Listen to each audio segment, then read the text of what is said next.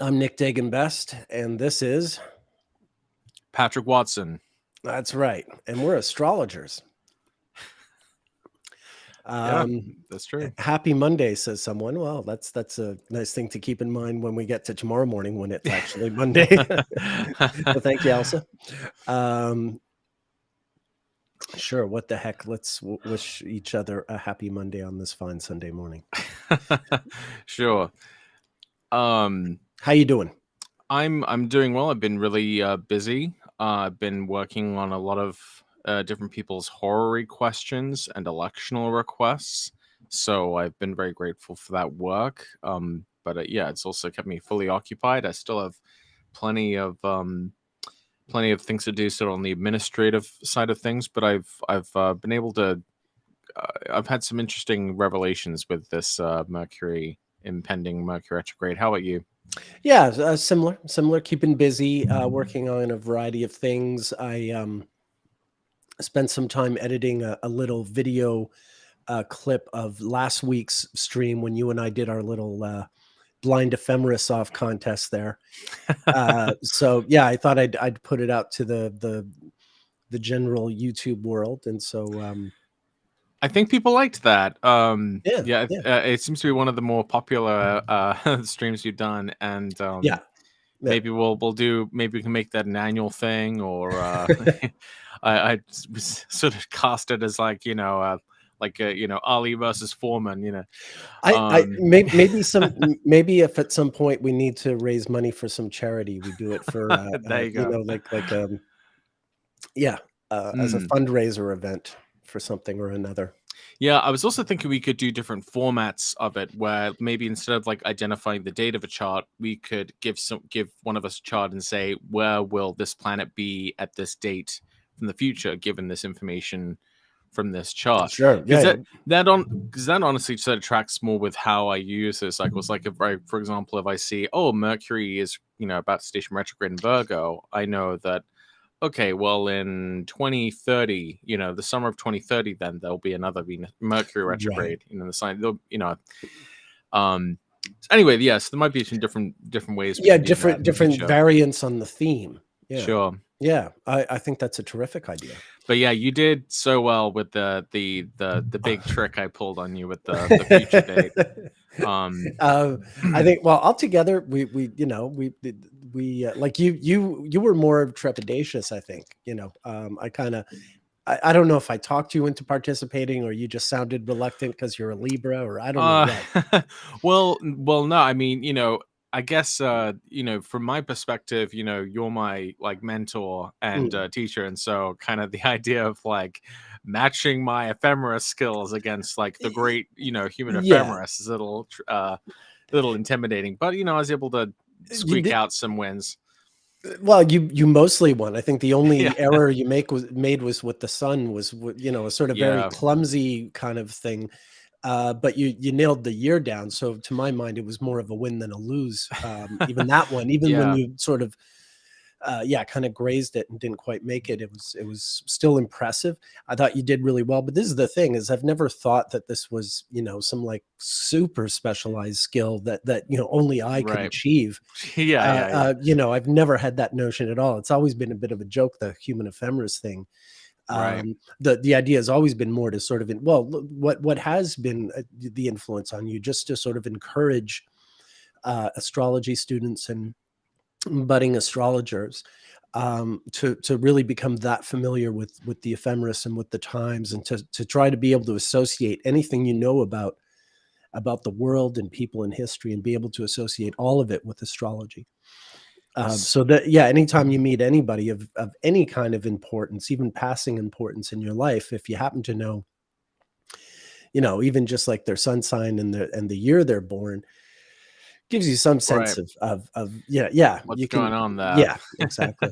Yeah. For sure. And I've sort of been thinking a bit lately about what we were talking about before, about the loops and determining sort of the pattern of Venus retrograde loops and the direction that they take, and whether they're above or below the sun.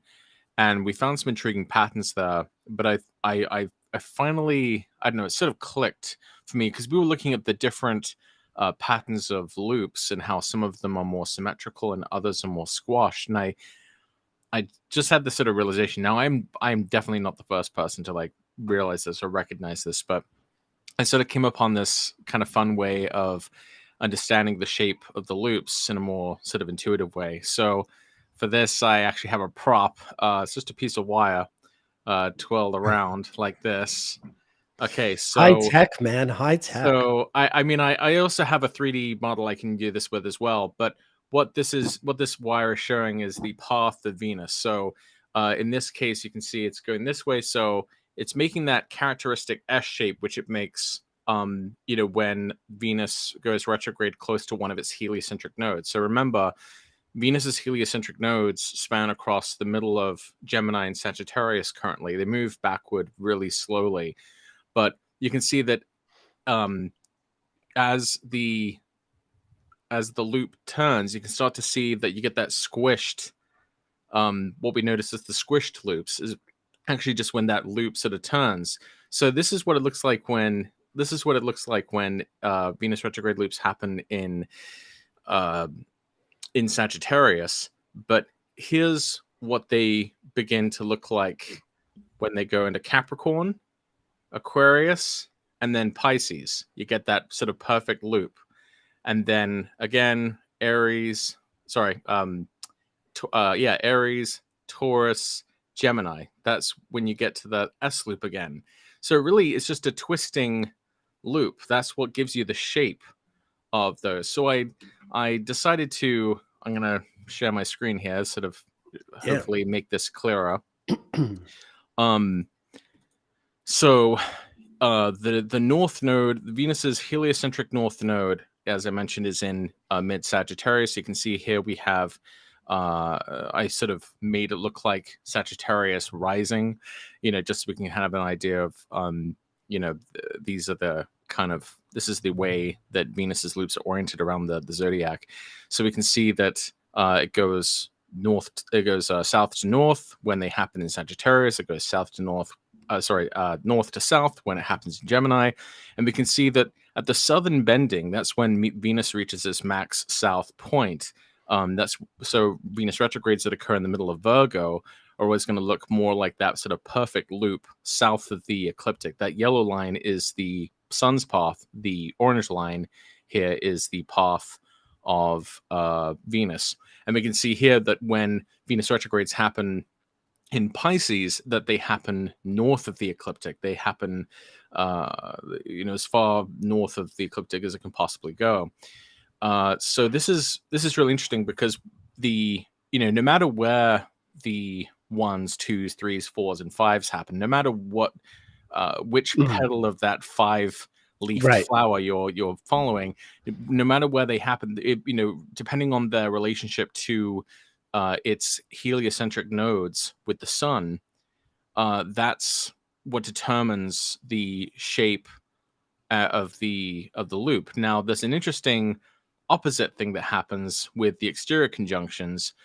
So even though Venus retrograde loops go from south to north when they happen in Sagittarius, when Sun-Venus exterior conjunctions happen in Sagittarius, it's actually the reverse. That Venus goes from north to south. And the same thing when you have Venus exterior conjunctions happen in Gemini, you get Venus going from south to north.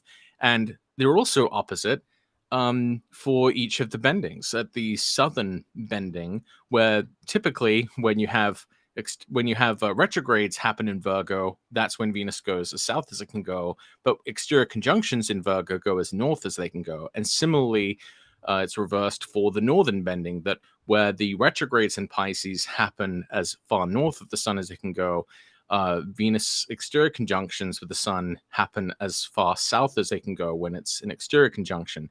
And the reason for that, the reason for why they're opposite, is because it just has to do with the orientation of Venus's orbit relative to us. So when Venus retrogrades and exterior conjunctions happen in Sagittarius, we're basically looking head on at the orbit of Venus, which is why we get those S shapes and why the exterior conjunctions are really close to the sun's path. And similarly to Gemini, we get that head-on view of Venus's orbit.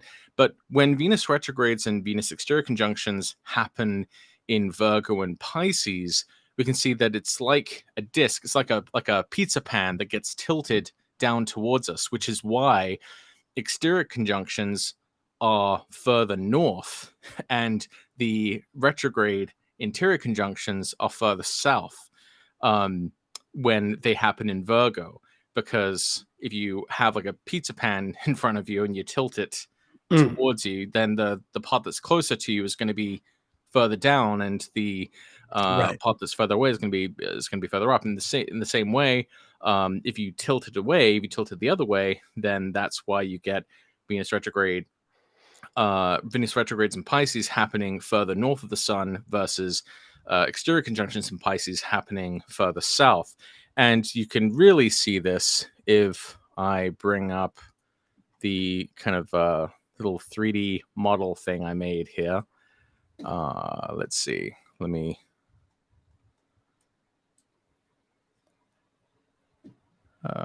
where am I? Oh, yeah. Okay, so sharing a screen.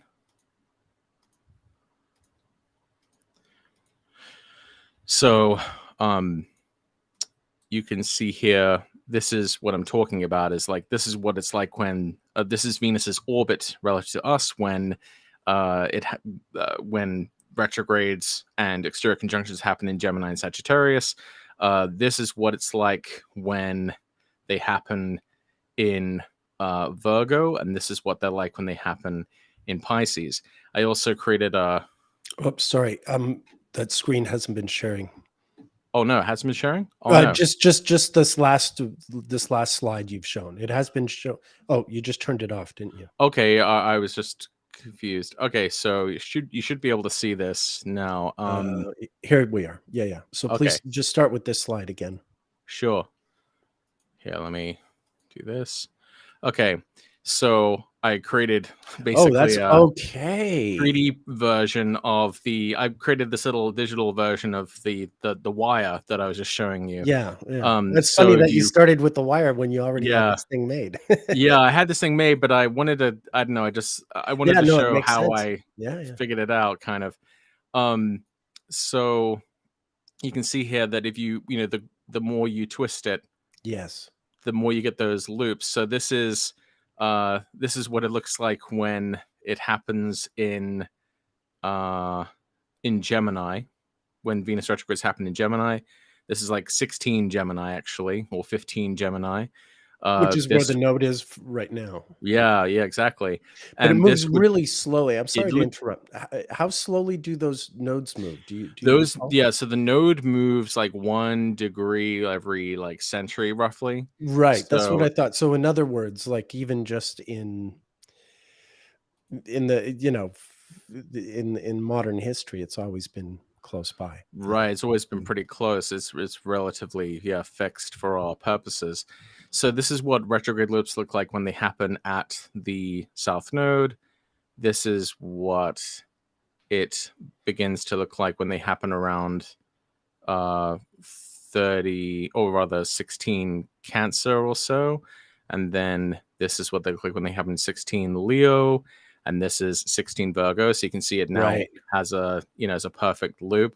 Yeah. Funny how it makes that perfect loop though when it comes to the equinoctial point as well. Like there's still something about that, it seems. I'm not sure, but but I guess that's just because of where the node happens to be in our era. Maybe, which is an interesting coincidence. Right, that is an interesting coincidence, and one that isn't completely meaningless, I think. Because I think there is something really important about those periods where the Venus retrogrades actually cross the face of the sun, which is basically like an eclipse of the sun by Venus. Obviously, it doesn't dim the light of the sun at all, but I think it's still important that we have those alignments, and we've had those fairly recently. I can talk a little bit about what I think the significance of those are. But as you can see, as the loop rotates, that's what gives us those different shapes of Venus retrogrades. Because I was trying to think, like, what's a good way to visualize these loops?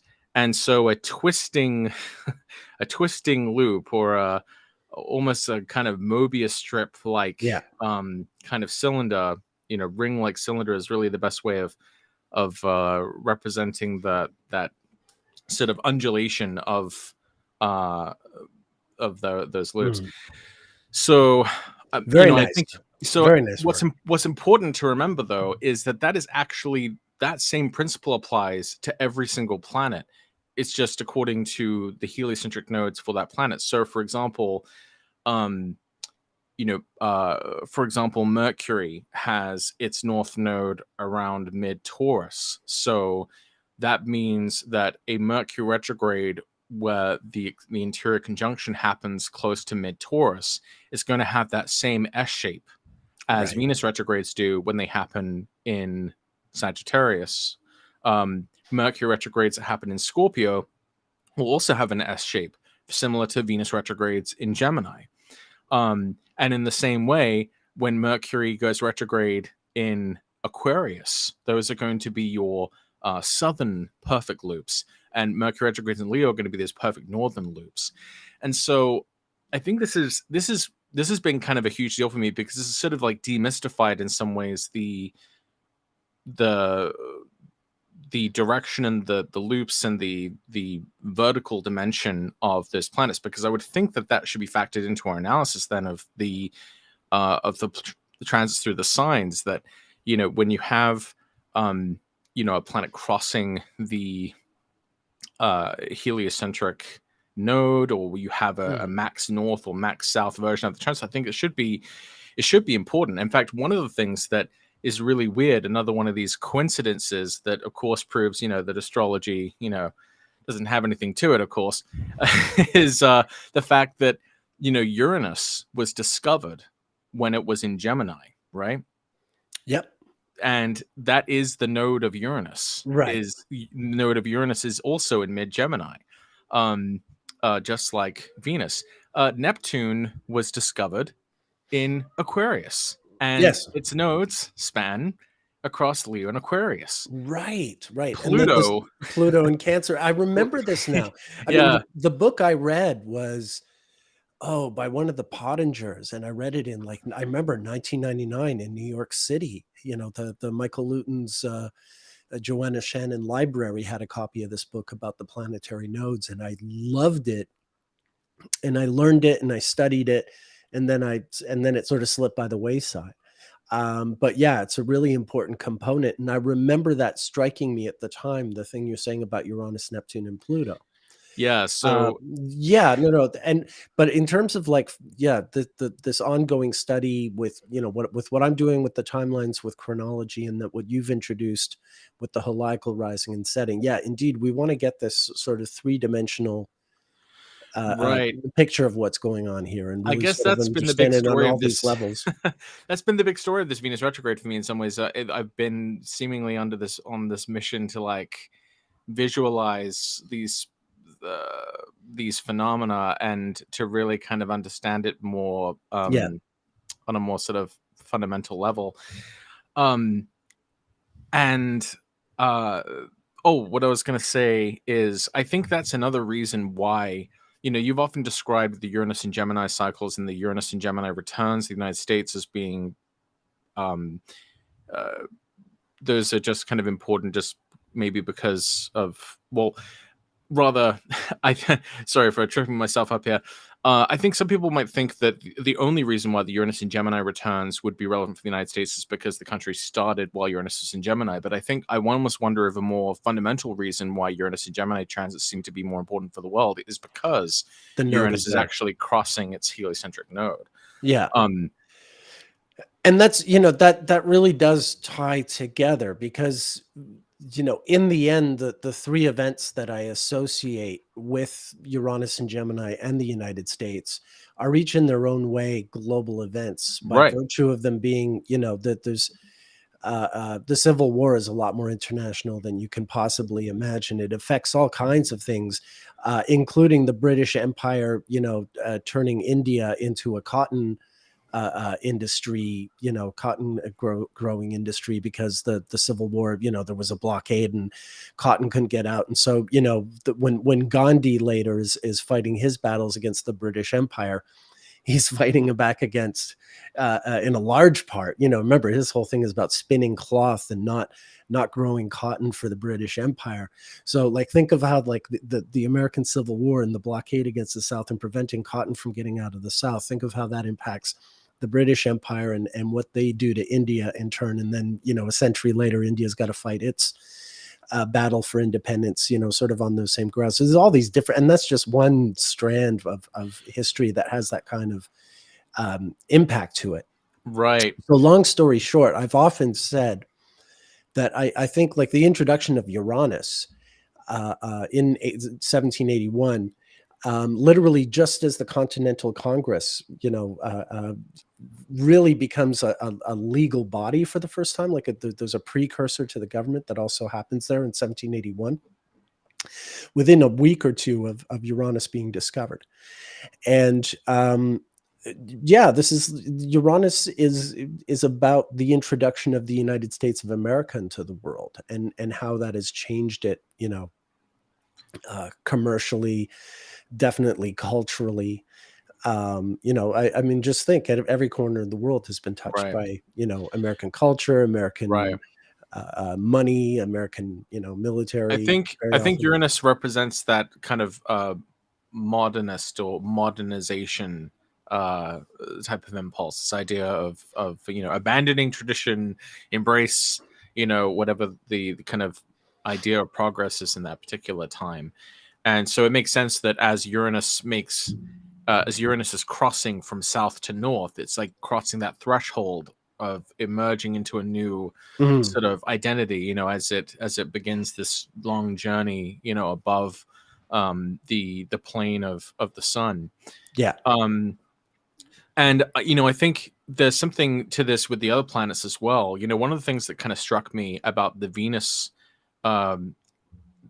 transits of the sun, the Venus eclipses of the sun, I guess you could say, in 2004 and in 2012, is that they basically perfectly bookend, in some ways, the emergence of Facebook. Now I'll explain. Right? Yeah. I'll explain. So over the face of the sun, I see what you did there. Well, so in February 2004, that was when Facebook officially went live, but it wasn't really until like the summer of 2004 that this thing kind of caught on like wildfire across campuses. And this, if you think about what Venus does, it's supposed to unite people together. So you have the emergence of this website that has, which is basically, connected the world, as friends, and it was over the course of that 8 years, basically it went from like having started to kind of becoming official, because it was during the Venus retrograde in Gemini of 2012 that Facebook debuted its IPO. It kind of had really sort of officially made it. And what I also thought was really interesting about that middle Venus exterior conjunction in Gemini that occurred in June of 2008 is that happened in the middle of a translation project they were doing. It's when Facebook went from being a national phenomenon to an international phenomenon. They had a crowdsourced translation project in the middle of 2008 that made versions of the website beyond the English language. And of course, this is happening in Gemini, right? This Venus event. So you can kind of look at, because some people at the time were saying like, okay, we had this significant Venus event, but like nothing really important happened. But if you consider it as part of an 8-year process, absolutely. That Venus period, that 8 years kind of, that does kind of match the unification of the world under one roof. This Facebook thing. Now I'm not saying like it's this wonderful Venusian thing, but well, it connects people. No, it connects people. I would say by definition, it's Venusian, even if you can't stand it or whatever. It's social media, right? Yeah, exactly. Yeah. No, it's it's not a value judgment. You could hate social media more than anything else in the world. It's still a Venusian function. You know, it's irrelevant. Right. I think we train ourselves to think that only desirable or pleasant things or things that we happen to personally like could be associated with Venus. Otherwise, screw that. Well, and I also think of how many people have had stories like, oh, I've been able to connect with like my old friends from school that I lost contact with through Facebook. And, you know, how many marriages have, you know, been, you know, put through the ringer because of like exes coming back on Facebook and things like that. Yeah, like, I think that huge that impact. was that's absolutely why Facebook wound up becoming more popular with older people as opposed to the the youth market that it was supposedly targeted for, because you know, here were these older people who, you know, had lost touch with kids who used to live on their street or whatever, old girlfriends or whatever. Someone put in the comments that was also MySpace. So MySpace came out in the summer of 2006, I believe. No, it was sooner than that because I met you on MySpace. Oh wait, derp. No, I meant 2003. Yeah, I think it was 2003 because it was the year before Facebook came out, I believe. I could be wrong about that. I think it was 2003. I got on it was in the one that took off. But we loved MySpace, right? I mean, we became friends on MySpace. I mean, MySpace was, those were the days. Those were the days. You know, you were in my top 8, Nick. Yeah, you were in my top 8 too. I was gonna say, like, what you know, bringing up Uranus and the node and sort of that recurring you know, sort of repeat that we see in American history and the whole thing we've talked about with Uranus and Gemini.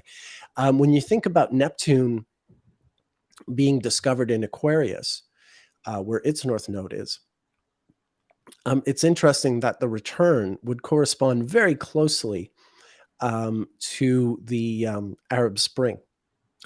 Right. Because when 1848 actually was a huge year for revolutions, and they're very similar. The 1848 revolutions are very similar to the Arab Spring in a way, where, you know, where the effects are these sort of long-term ones. Like, none of them are, you know, well, I guess, I mean, Arab Spring did, you know, take down Gaddafi and right. Well, there's also Occupy Wall Street that emerged in that year as well. I mean, there are other contributing, you know, things as well. But it was sort of the popular uprising sort of period. Yeah. I mean, sorry. Go ahead. Yeah, no, just that there is a Neptune, like I tend to associate, as much as Uranus has something to do with the individual, I tend to associate Neptune with the masses. Right.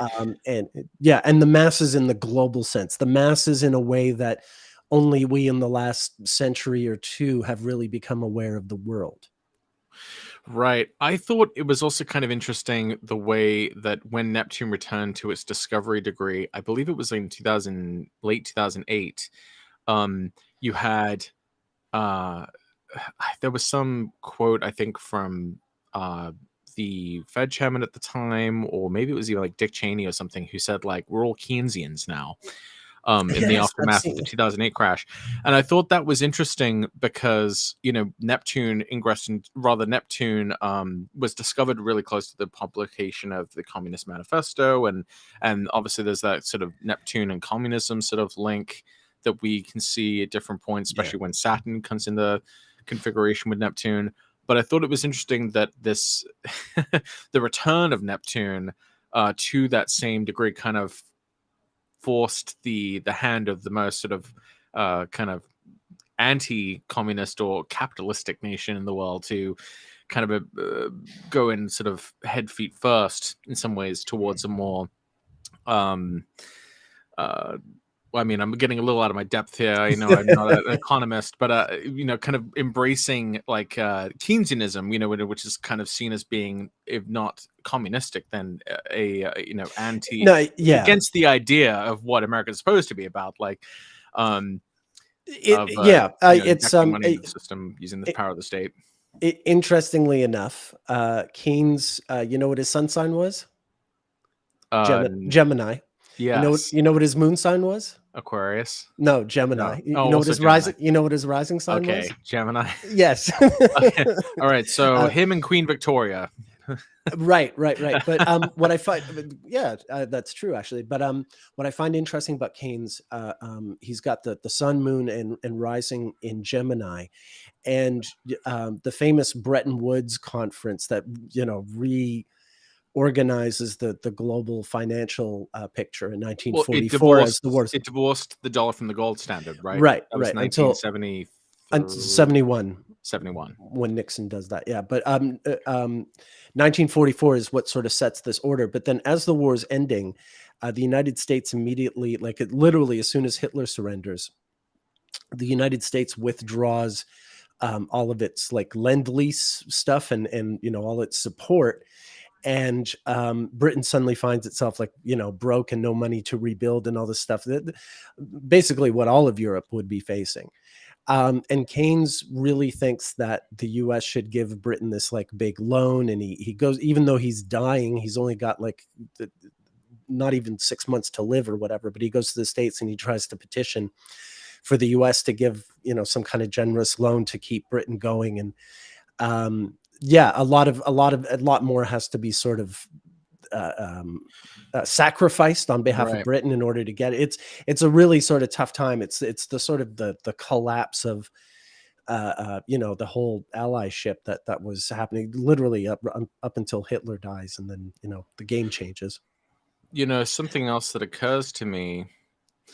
So I was just going to say, but my last point, I'm sorry. Yeah. Sorry. My only point is that Uranus is in Gemini when all this is happening. And Keynes being a guy with all that stuff in Gemini while Uranus is in Gemini, he's one of the people that I'm really focused on in terms of trying to get a sense of what, how Uranus plays out that particular time. Anyway, sorry, go. Right.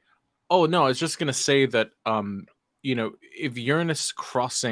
if Uranus in Gemini is like crossing the nodes, I would also think there's something important about when Uranus or any planet reaches those, the point square to that point, because that's when it reaches its highest point in its cycle. So for Uranus, that would be Virgo. That Uranus reaches its kind of max north retrogrades when it's in Virgo, which I mean, this particular last turn of Uranus in Virgo was kind of insane because of, it was a Uranus-Pluto conjunction as well. Yeah. But it also makes me wonder if, even outside of the fact that Pluto was also in Virgo at the same time, that Uranus, just by virtue of being in Virgo and being square to its node, that Uranus in Virgo would stand as another kind of high point. And obviously it's I don't know if there's anything you can tell us from like other Uranus and Virgo periods outside of the 60s, because obviously the 60s stands out in so many ways. Yeah, it's the way it really stands out is because of the conjunction with Pluto in the 60s. I mean, that's why the 60s are what they are. Previous times when Uranus was in Virgo, in theory, that should be like when it reaches its kind of, when the idea of Uranus or the idea of the new paradigm of the US sort of reaches its kind of apex. And then the Uranus and Pisces would be like the downfall of that, which actually for the US is pretty on point, right? Actually, no, pardon me. Sagittarius would be the south node crossing. Uranus and Pisces would be the nadir, and that's really interesting because like that basically coincides with the Iraq War. Was Uranus and Pisces. And I've pointed out a major low point. And I've pointed out before, Uranus in Sagittarius is a big one in British history. And that's something to consider as well. So yeah, the last time prior to the 60s, the previous time that Uranus had been in Virgo was in the 1880s, late 1870s, early 1880s. So there are certain things like, this would be a big deal at the next Uranus return, is the creation of the so-called Congo Free State, which I assure you it was anything but. It's literally the most oppressive slave regime in history. It was so appalling that even other imperialists were morally outraged at it, If Queen Victoria thinks that you're a bit racist, then you know you're probably extremely racist. Oh my god. You know what I mean? Like, it's right. If she thinks you're playing a bit rough with the whole empire thing, then chances are you've gone a little far. Right. Right. Wow. So there's that kind of thing happening at the time. In Canada, there's a very important rebellion, Louis Riel. Speaking of imperialism, as Canada is expanding west, so Canada's founded largely to create a railroad, across the country, going coast to coast, basically to keep the Americans out. Let's not mince words here. I mean, that's really it. And then as they're trying to, as the Canadians are trying to expand out west, which they never had until the 1860s to 80s, that was always left as sort of a wilderness. But the fear was it's just like the scramble for Africa. The idea being like, if we don't grab this, someone else will. Which is exactly the same motivation that makes Africa into the excuse my French shit show that it becomes.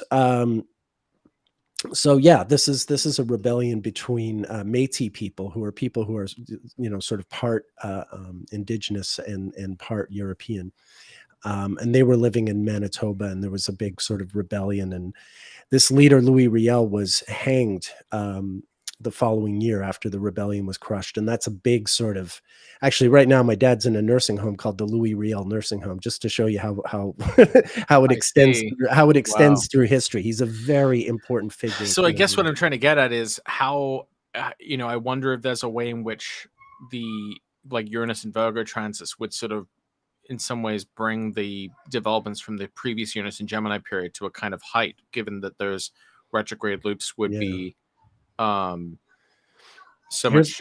here's one. The next time Uranus would be in Virgo, this would also be a big one. This is a riot in Paris, and the first time the black flag was flown, the anarchist black flag in Paris, just like it would be in 1968. I see. Yeah. So it is kind of a revolutionary time as well. But then the Sagittarius ones and the Pisces ones, those should be like the more, in theory, given that the Gemini ones seem to be really clearly about like the idea of Uranus ascending in the world, Sagittarius and Pisces would sort of represent inversions of that, where it's like the revolution pulse, like moving out at like the, it's like the times basically when the Uranus and Gemini development, starts kind of running out of steam or running into its, kind of greatest challenges. Certainly for the US, I think that, the Iraq War was such a devastating, mistake, and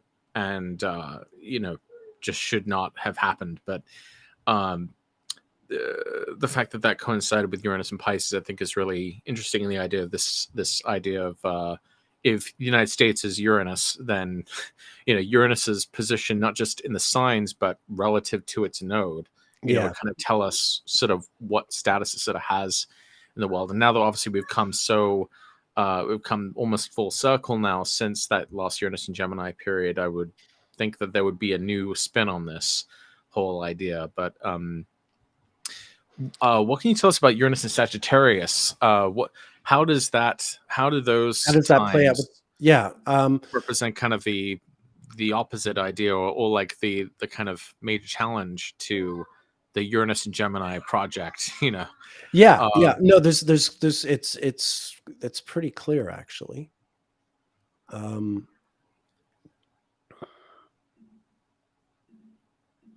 Just a sec, I'll share my screen with you. Right. So someone said, no, but Uranus in mutable signs has always brought forth revolutions. I'm not sure. Well, I think the fact that it's in a mutable sign is important, but I wonder if the underlying reason that because Uranus of its relationship to the node, nodes, which is where they are. So, in order to test that, I guess you'd have to be able to go into a really earlier era and see if if when the nodes, were in a different sign, that maybe it was a different quadruplicity, which is sort of highlighting these greater times of Uranian instability and chaos. All right. So like the last time Uranus was in Sagittarius was the 80s, right? Up until about the end of 88, the end of Reagan's term. It was totally about the Reagan years in the States. But for Britain, the really important thing was the invasion of the Falkland Islands.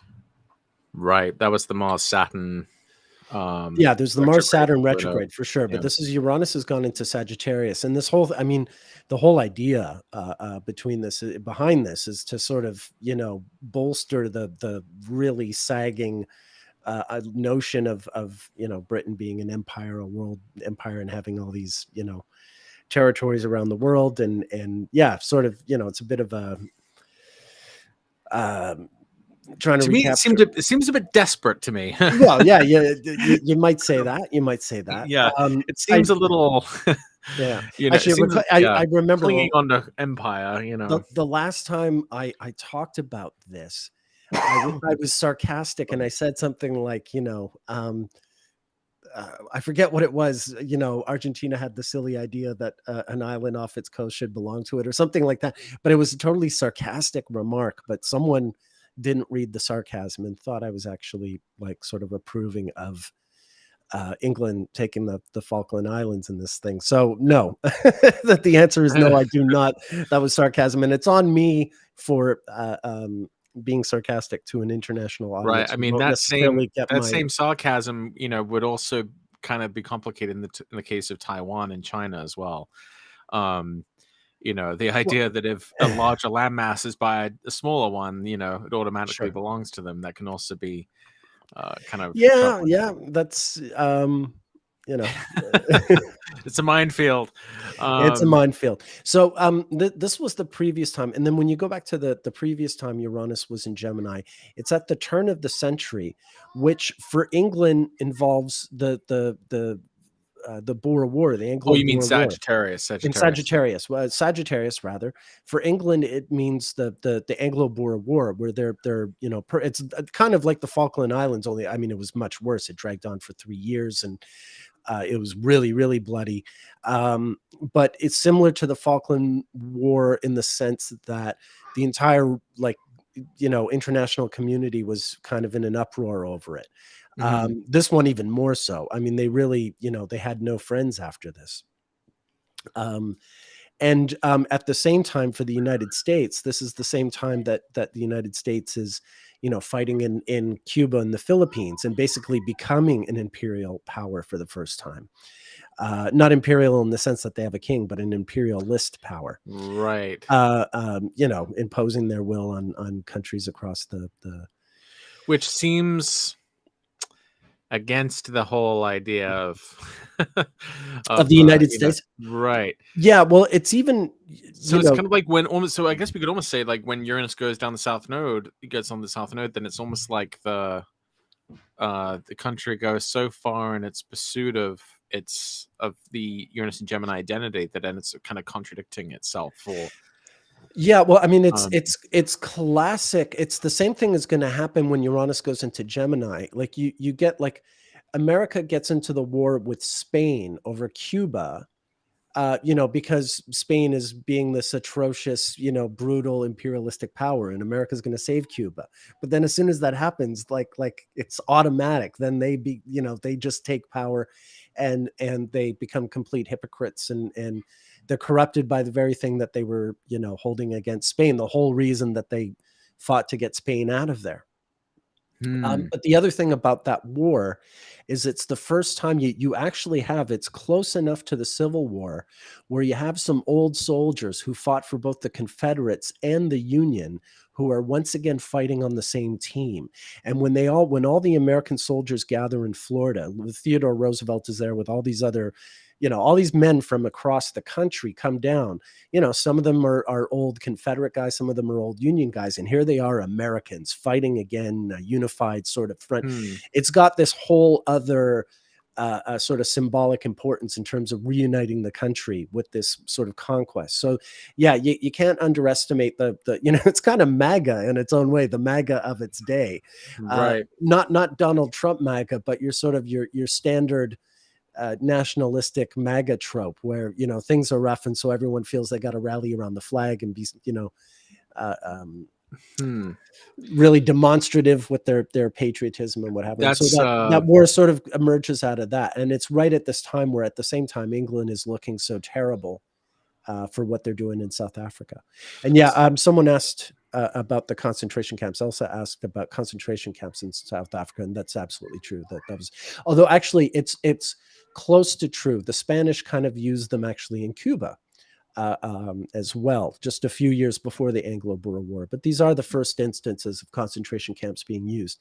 But keep in mind, when we say concentration camps, we're not talking Nazi death camps with ovens. We're just talking basically like, a prison camp for civilians is the implication. You're taking civilians, including families, and you're putting them in what is essentially like sort of a prison. Yeah, and an internment kind of camp. So not a prison in the sense that there's cells, but a prison in the sense that you're trapped and you're not allowed to leave.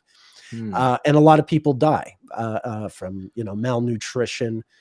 This happened in all these cases. This happened in Cuba. This happened in South Africa, where people starved to death in these camps, and they were really neglected.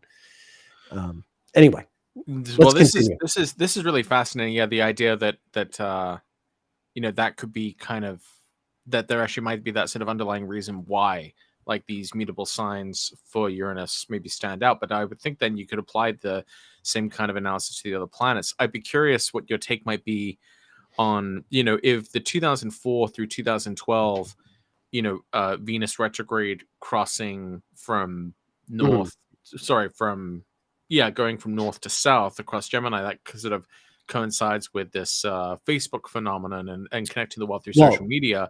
I'd be curious about 1874 through 1882. We're talking about Uranus and Virgo?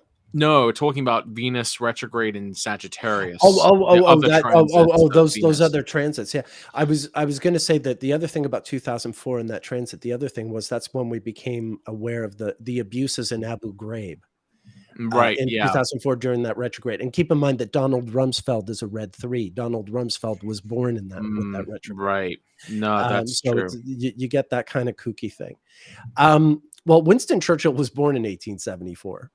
That's one thing. But here, let's. Was he born at that conjunction? Very close to it. Very close to it. Within a week or two of it. I would wonder if there was some other kind of development that was similar to Facebook in that it like connected the world. I would wonder, was this like a time where like the telephone or the Morse code is being developed or something? The telephone is just a little bit later. Like this is 1877. There's the phonograph. I know that I think somewhere 1876 during the same time that Custer's Last Stand is happening. Alexander Graham Bell is at the Philadelphia exhibition. Maybe he's not showing the telephone yet. Maybe that's a bit later, but they have the telegraph by. Oh, here he is. Yeah, I'm sorry. Alexander Graham Bell makes first telephone call March 1876. So it's not 1874, but chances are he's working on it in 1874. Well, I imagine, like 1874 through 1882 should, in theory, if it's like the Facebook phenomenon, that it would be about the mass media. Or we did get we got the phone and we got the phonograph, and that's pretty good. Yeah, that kind of that stands to reason right there. Yeah. I mean, I might have to do sort of more research on that, but I think that's a really interesting implication that then, like this really is something to pay attention to, that when the retrogrades occur in those particular areas of the zodiac, that they would, there's, an even more sort of pronounced sort of global significance of those developments. So I assume the same would be true for Mars and Jupiter. And of course, that was one of the other things that was really amazing about the 2020 Saturn-Pluto conjunction, is that it wasn't just Saturn-Pluto conjunct, but it was even Saturn-Pluto conjoining close to their nodes, which themselves are conjunct. Saturn has its south node at 23 Capricorn. Pluto has its south heliocentric node at 19. This is all coming back to me. I love it. I mean, it's hard for me to be able to exactly say, we were almost too close to it to to be able to really say what the full impact of all of this has been. But I think it's really, I think there's definitely something to this. And knowing that a planet's configuration with its heliocentric node is actually what determines the shape of the loop, and whether it's above or below the horizon and the direction of it. That is really just, that was like the thing that I didn't understand until like fairly recently, that there is this like, there is a very close connection between like where a retrograde happens in the zodiac and the kind of loop that it is. So it's not just random, it is following a very definite pattern. But it also tells us that there are certain exterior conjunctions, or certain just conjunctions with the sun, or certain retrogrades which should sort of stand out as being more important. So for example, with Venus, because we know that its south node is in Gemini, and its like max south point would be Virgo, that almost answers a question for me. Like something I've often had a question about when you have brought it up before is that there was that Sun Venus conjunction during a blue 5 in 1939 at the outbreak of World War II, and I often thought like, well, why why did a war break out at a Venus event? But when we take into account that happened at like almost square exactly its heliocentric node, and that particular Sun Venus conjunction in Virgo actually would have been when Venus was highest above the sun. Right. I and wonder, of like, course, it's how that it's called the Molotov-Ribbentrop Pact, and Molotov was a blue 4 and Ribbentrop was a blue 1, so there's also that. It's a, and for that matter, Stalin was a blue 2, so it's a heavy duty blue interval part of the whole onslaught of the war. Right. So maybe it's fitting into some larger pattern, but I just thought that was interesting because we wouldn't necessarily immediately think that Sun Venus or Venus retrogrades in Virgo would necessarily have a greater amount of importance than other ones, unless you take into account its that relationship to the is node. kind of that is kind of a maximum point of north or southern movement for those particular retrogrades. And it's interesting to think that is how a red currently red 5s and blue 5s are the closest to that part of the zodiac. They're kind of shifting away from that now. They're moving on to Leo, but it's interesting to think that there will be certain times where red 1s should in some ways increase in importance because as they move into Pisces. Yeah, because then they're moving into that part of the zodiac where the Venus retrogrades in Pisces, those red 1s, once they get to like the middle of Pisces especially, those should be more sort of extreme because it is reaching that max southern point of is reaching its max. Let me just double check that. It's difficult to remember because they flip according to whether the exterior or interior. So Pisces is the max north for Venus. So the Venus, so red 1s, the Venus retrogrades which currently happen in areas and move a little bit into Pisces. When they move more firmly into Pisces later on in the century, they will be at the max north above the sun, and those should, in theory, be more significant. I mean, I feel like this is like another piece of the puzzle to understand like these retrogrades. The red 4s used to happen in Pisces back in the 1700s. Like Robespierre is a red 4 from that era. So it used to happen in Pisces. Those were the max. That was when they were the max northern retrogrades. Even Lenin, for that matter. Even Lenin, later than Robespierre. Venus was still retrograde in Pisces at that point. So we can look. I mean, I think it's an excellent point. Rather than it be about the signs, but this relationship to the nodes that gives it more of an anchor. That you can appreciate. It's always a bit. And a bit baffling to think about the sign. Yeah. That means that at any given time, then there's always going to be at least one of the retrogrades that occurs, which is going to be in a more angular relationship to the nodes. So I guess the thing that we have to figure out is, like, it is a given recurring phenomenon associated with Venus. Is it because it's attached to that particular iteration? Like, is it because it's a red 5, for example? Or is it because the red 5s happened in a particular part of the zodiac, or rather in a particular relationship to its node. I would wonder what you think about that, because I know that you, in your article on red fives and race relations, you've kind of traced that back to a point where it was happening in a different sign, Oh yeah. even, but you were able to kind of trace the same topic even as it Yeah. moved through the zodiac. So Yeah. Yeah. I wonder what your thoughts are on that. Yeah, no, I have, but for that matter, like when I look at let me open that slideshow. Give me a minute here, and I can.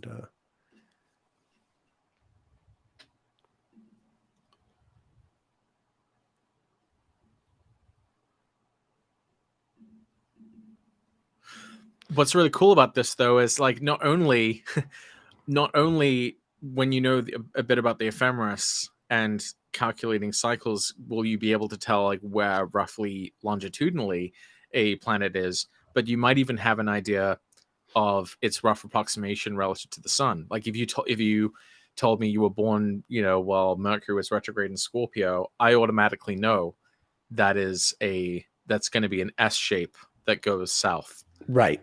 Which I feel like that's not that impressive, but I wasn't able to do that before. Yeah, it's not nothing. It's not nothing. And if there was a way to understand what that really means, I think that would be even better. In theory, there should be a similar kind of quality to the Mercury retrogrades when they cross the path of the sun in a certain direction. Yeah. Or yeah. All right. So well, I'm going to need another minute for research for everyone. I'm going to need another minute for this slideshow to open up. I can do a solo. Let me whip out the piano. So yeah, if you're watching this, I think this is another thing to kind of pay attention to, is not just the horizontal dimension of planetary movements, but also the vertical dimension. And I haven't even really scratched the surface with like declination. When I'm talking about planets being above or below the sun, that's referring more specifically to a planet's latitude, which usually doesn't change too much and is fairly slow. Generally planets don't go much further than like 5 or 6 degrees above or below the sun. There's much greater variations in a planet's declination, and that's where we can detect things like a planet being out of bounds. That's probably the next thing I'm going to try to figure out, is the relationship between retrogrades and Venus's declination. Yeah, I mean, I know it happens in certain places, whether it's retrograde or not. It tends to be when it's close to the solstitial points. But I mean, when it comes to like, as an astrologer, seeing the difference between bodies being out of bounds or not, the one that really just speaks to me louder than anything, louder than just having out of bounds planets in the natal chart, is if the progressed moon goes in and out of being out of bounds over the course of a lifetime, then it's really, really visible. As you follow the entire lifeline, like the periods when the progressed moon is out of bounds, which will happen, I don't know, every other decade or whatever it is. I used to have, again, this is all like really old research that I did decades ago, and I'm trying to recreate it in my mind. But anyway, long story short is, it really is astonishing when you see if you can track the progressed moon going out of bounds by secondary progression. It's another one of these instances where it demarcates these very distinct periods in a person's life, usually chaotic ones. I was gonna say unhinged, because that's I get that's the impression that I get, at least from when I sit to read interpretations of out of bounds planets, is that they're beyond the bounds of like acceptability or ethical or community standards, as kind of set by that limit of the sun. So it's sort of like planets kind of acting haywire. And I've tried to look at times when planets have been beyond the bounds, out of bounds, and I thought some of them were really interesting. Like I thought it was really interesting that for Mars, for example, that it was really close to its max southern declination at the time of the 9/11 attacks, which made me wonder if if maybe Mars being out of bounds would correspond with times where there's greater violence or something. But I haven't really figured out a way to be able to study that more systematically. I'd almost need like a database of like terrible things that have happened in the world and try to match it up. Maybe that's a job for AI. Yeah, this is a job for AI, no doubt. So I finally have the slideshow up. Just to answer your question, this is as far back as the slideshow goes, the one with regard to race relations in the U.S. and red fives. This is an event that didn't take place in the U.S. It's the Haitian slave uprising of 1791, which is sort of a adjunct to the French Revolution. But it's an event that really inspires both African American slaves, but also American slave owners, because it puts ideas in the mind of both. Similar ideas, but obviously from a very different perspective. And yeah, Venus is going retrograde in Libra in these days. It's a red 5 in Libra, so it's headed towards Virgo. And then when you go, this is 1823. That's 1831. You can see it's in Libra still. 1839, it's in Libra, but eventually, it gets back into Virgo. And this is interesting because relative to Venus's heliocentric nodes, these red 5s are getting progressively more southern and turning into that more perfect southern loop where they're occurring below the path of the sun. And reaching kind of its lowest point, probably somewhere in like mid-teens, later teens of Virgo. So I'm curious. You can see this is 1895, the Booker T. Washington's Atlantic Compromise, and you can see we have an interior conjunction happening there within the day when this happens, and that's at like 25, 26 of Virgo. So as you go into the 20th century, that's when Venus starts getting really far south. Yeah. During those red 5s. Yeah. So I wonder what. Now you're starting to see it in Leo here and there. So I would wonder then, is this like when it's at its worst, since it's at its most southern point relative to the sun, or because these are very bad events, right? These are all really bad events. By the way, I hope that when I do the slideshow with Sam, of course, I always warn the audience that there's some really horrific photos. Like I think the next one coming up. Yeah, there you go. Oh no. Yeah, exactly. So there's a lot of really. Sorry if anyone's triggered by what you're seing here. I usually issue a warning. Because obviously it's upsetting and obviously it's offensive. I mean, I don't show it to be offensive, but just to look at this as an assault on the senses, on humanity. Yeah. Anyway, I'm taking you through the journey. You can see all these different. There's some blue 5s thrown in there, but this is the larger sort of. Yeah, there's another famous blue 5. So you can see by now, like I showed you in 1895, there was an interior conjunction, a retrograde one at 25. This is an exterior conjunction at 4 Virgo. So you can see that by 1963 in the March on Washington, the conjunctions have been happening earlier and earlier in Virgo. And now which is why they're in Leo now. I mean, maybe this isn't enough information to really know what this means as far as like tracking a Venus, a particular loop. This is Venus retrograde going further south versus, because now that they're progressing into Leo, the red 5s should, in theory, be now they're moving more upward towards the next node, which would be Gemini. It's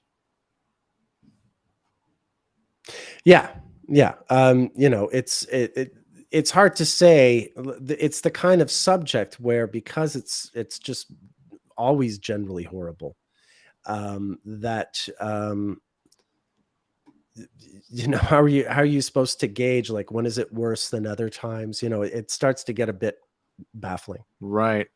I feel like we were able to get a better sense of that with Uranus, of it kind of the idea of ascending versus descending with the planets. I would think that there's got to be something similar we could do with the other ones, but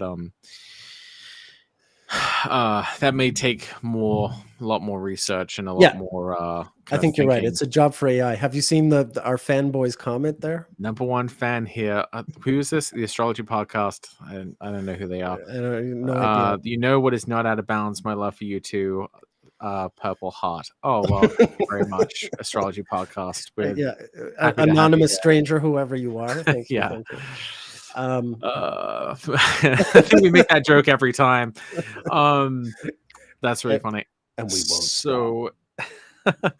So yeah, that's what I've been kind of thinking about lately is the vertical dimension of the planets and what that could sort of tell us, and you know, the implications of a planet being kind of at its max north, max south, or crossing that plane. Yeah. And it's very similar in many ways to eclipses, you know, and max south, max north, and new moons and full moons. I think there's something to that as well. Yeah, I absolutely agree. I think we really have cracked something here. You know, in terms of understanding retrogrades, in terms of understanding how planets change over the course of, like, as they you know, transit around the sun, and what we call the zodiac, and how the nodes are sort of anchored in a certain part of it, and how that might play a role in how planets change, right? You know, astrologically speaking. And really what we're looking at is the tilt of Venus's orbit, or the tilt of a planet's orbit relative to us. You know, that seems to be I guess you could say that, you know, the heliocentric nodes of Venus are kind of like the equinoxes almost of Venus's relationship to the sun, and that those sort of max north, max south points are like its solstices, that, you know, of its own cycle. So I think that would be, I would think that should be important, you know, whether Venus's orbit is like tilted towards us, you know, like down like a pan, or whether it's like that. So a different part of its face showing to us. Sure. Yeah. Right. I just want to answer one quick question. For Bliss2B is asking, how do I calculate whether my progressed moon is out of bounds? The quickest and easiest way is to get yourself a Rosicrucian ephemeris, because those are the ones that give declination. It's a thicker ephemeris than say the Michelson one, which doesn't give daily declination anyway. And then you just, you know, you look at your birthday in the ephemeris, and you count as many days following your date of birth and equate them to a year of life, and follow the moon's declination over the course of your, you know, whatever the range of your progressed chart is, and see if the moon goes out of bounds over the course of that time. And that's at least like the quick, easy way to do it. And then from there, you know, you can use, like, I can use solar fire to zero in on these periods. Yeah. I think the fastest way is the Rosicrucian ephemeris, or unless if you have solar fire, you can use it to figure it out. The way that I would do it with solar fire would be kind of like this. So, like, you have a chart, you create a progressed chart, and then you can create a custom page that has declination and latitude on it, and then you animate it. And then you can see here, this is where a planet is out of bounds. So you can progress forward and see a time when the moon, there you go. So we can tell that if for this chart that it would have been, which is set for like today, that the progressed moon would go out of bounds, you know, in 2028 July, and would be there until quite a while. It'll spend a few years. It'll spend a few years there and then turn. So that's how you would know. That's how you. I mean, I was saying use the ephemeris specifically because people don't necessarily have solar fire. But yeah, obviously that's, you know, if you have solar fire, you can just do it like that. Yeah. Someone said, Do we have any thoughts about the recent Venus retrograde and how so many celebrities have gotten into trouble via social media, Doja Cat, Ariana Grande, etc.?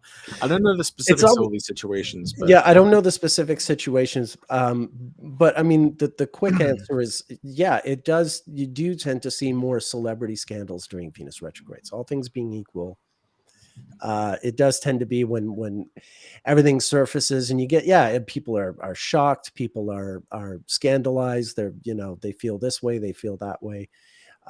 It's quite typical, I'd say. yeah. You've often described Venus as like a change in consensus. Yeah, And and so that'll be how we feel about people. right. Well, and I've just seen such, it's been, in some of these have been a little gut wrenching, I like, and I hope I don't get canceled from this, but like, I've seen like the news about the allegations against Lizzo, for example, Right. and Yeah. Yeah. Yeah. and that's kind That's of, some if Venus retrograde stuff right there. if Yeah. this is true, then I can understand why it'd make people feel kind of betrayed, and it's to me, so that's kind of distressing, because she's had such a you know incredible like rise up to this point, so to kind of see her sort of get this setback is Right. it's very Venus retrograde. And I believe actually, I wonder if I could get your opinion about this, Nick. Uh so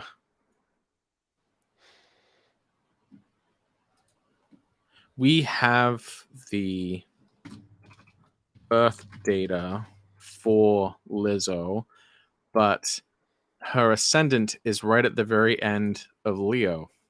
Now, Oh, I know you don't necessarily, you don't have a full, um, you know, uh, file on her. chronology on her and everything, but just the fact that she has the ascendant at the end of Leo, do you think her ascendant is probably in Leo or early Virgo? Given that Venus retrograde seems to have coincided with Oh, what's happened to her lately. yeah, no, I would go with the Leo. I would go with the Right. Leo. I would go with the Leo. I mean, if we look at the degree, that's really close to the station itself, right? Yeah. Yeah. Yeah. So if anyone wants to know the data, it's on Astro Databank, April 27th, 1988, Detroit, Michigan, 2:30 p.m. Could be rounded. I wonder if her progressed Venus is retrograde. How many days before the station is that? Because she's a red 3. That's And right. that Venus is gonna go retrograde, and Retrograde. I Yeah. wonder if it's happening right around now by secondary progression. Oh, wow. Let's see here. I'm not sure if I have her or not.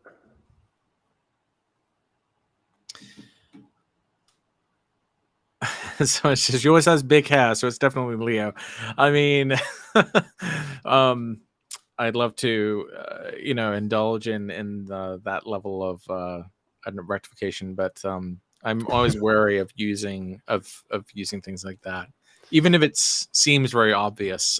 Yeah, that's the thing. Like, I remember, like early in my study, I thought, oh, Robert Plant is a Leo, and he's got that curly hair like a Leo. How Leo is that? And then I realized Roger Daltrey has the same hair, but he's a Pisces. So what the hell?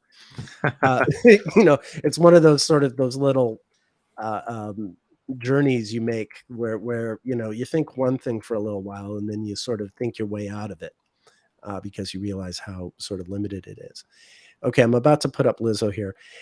The chart on her is a C-rated chart. Yeah, but the birth date's correct, and you're looking for the number of days Venus took to station retrograde, right? Yeah, and guess what? It's 24 days. Just a second. I'll share the screen. So this already happened then a few years ago for her. Yeah, yeah. It would be interesting to track that here. I'll show you what I have here.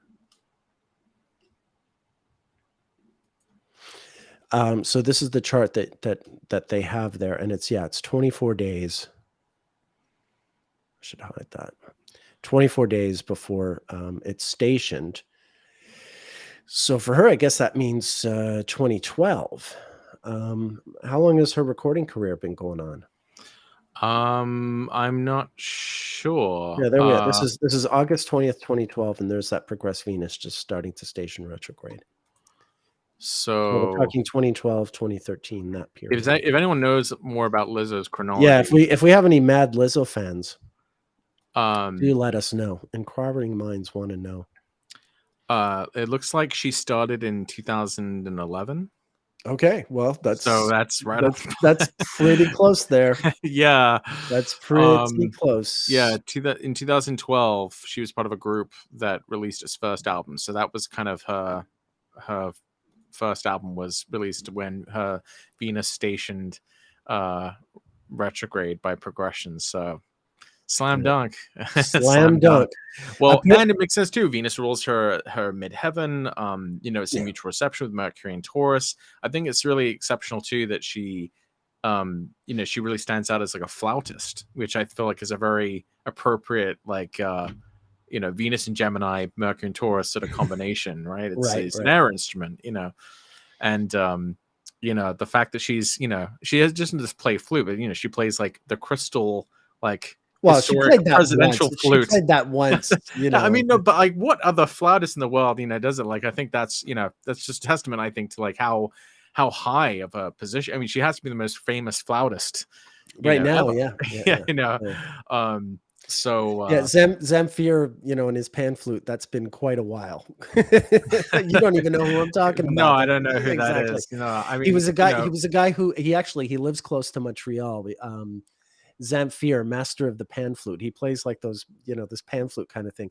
And his records used to sell on television. Like it was the kind of thing, like there would be a TV commercial about Zamfir, the master of the pan flute. Anyway, forget it. You're obviously too young. Back in the days of television, back when TVs were like even thicker than they were wide. Yeah. Yes. In order to pay for television programs, you used to have these things called commercials, and they were really goofy. Interesting. Yes. All right. So the astrology podcast. He did. Hudson, Quebec is where Zamfir lives. I see. Yes. The astrology podcast is saying I should tell you about some of the Obama and Venus retro research we were doing.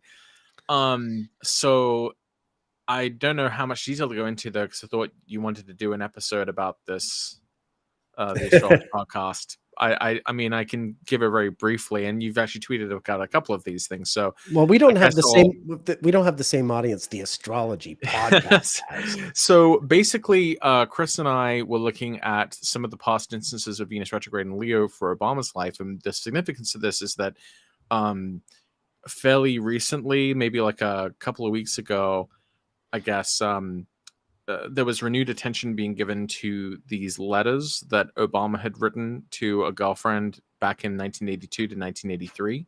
Oh, okay. And in it, in these letters, he makes some statements which some people are interpreting as him sort of confessing a kind of bisexual sort of tendency or something. He says something to the effect of like, in my mind, I've made love to men daily or something, but as it happens, I'm a man and I acceip these contingencies. He's really smooth with it, I gotta say. Yeah, I mean, as is to be expected by good old Obama. So what's kind of interesting about this is we realize that the from what we can find out about that particular relationship he had with this woman, Alex McNear, that it spanned from like 1982 to late 1983. And the only time frame we have for like when the breakup happened is that it happened after June 1983, but before the end of 1983. And of course, there was a Venus retrograde in Leo, Red 5, in the summer of 1983, which in Obama's chart, because he's Aquarius rising, he has Leo in the 7th place of relationships. And so he had this sort of significant relationship event occur probably, in that time frame. Also, Alex McNear was born right in the middle of a Red 1. She was born on the exact day of a Sun-Venus retrograde conjunction in Aries. In 61? I forget the exact date. I remember looking at it, but she would be his age. If they were the same age, I guess it would be 16. Right.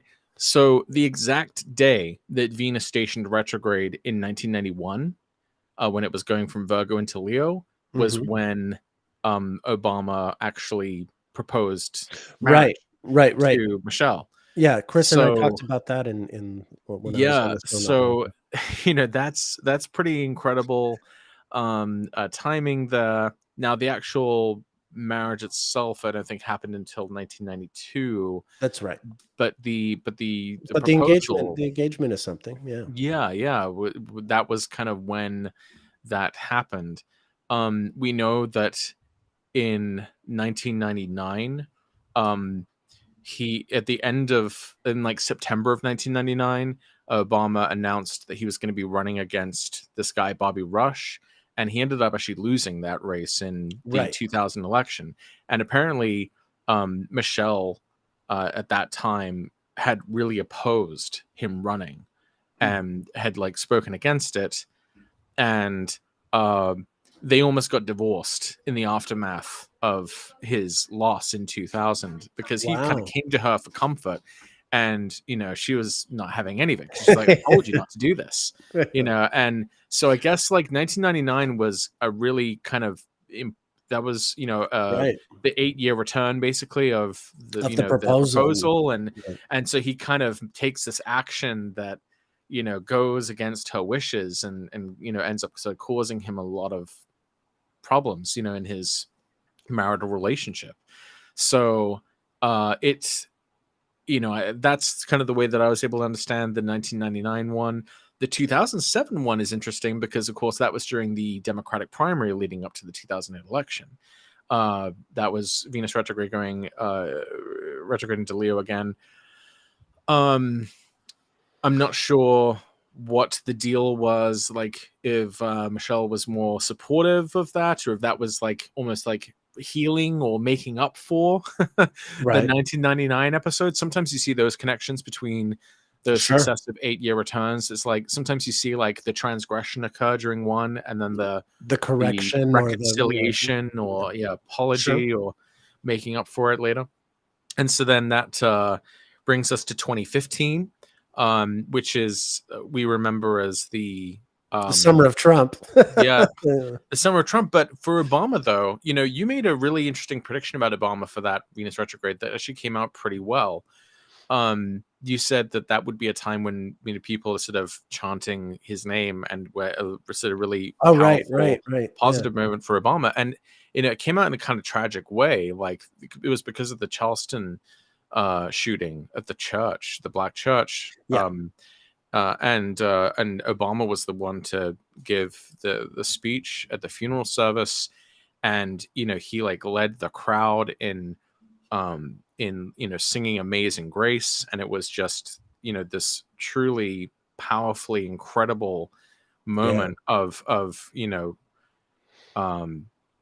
unity in and coming together in the aftermath of this horrific violence. And it was a real high point. I mean, it was and then not only that, but then there was also the the joy of gay marriage being Mhm.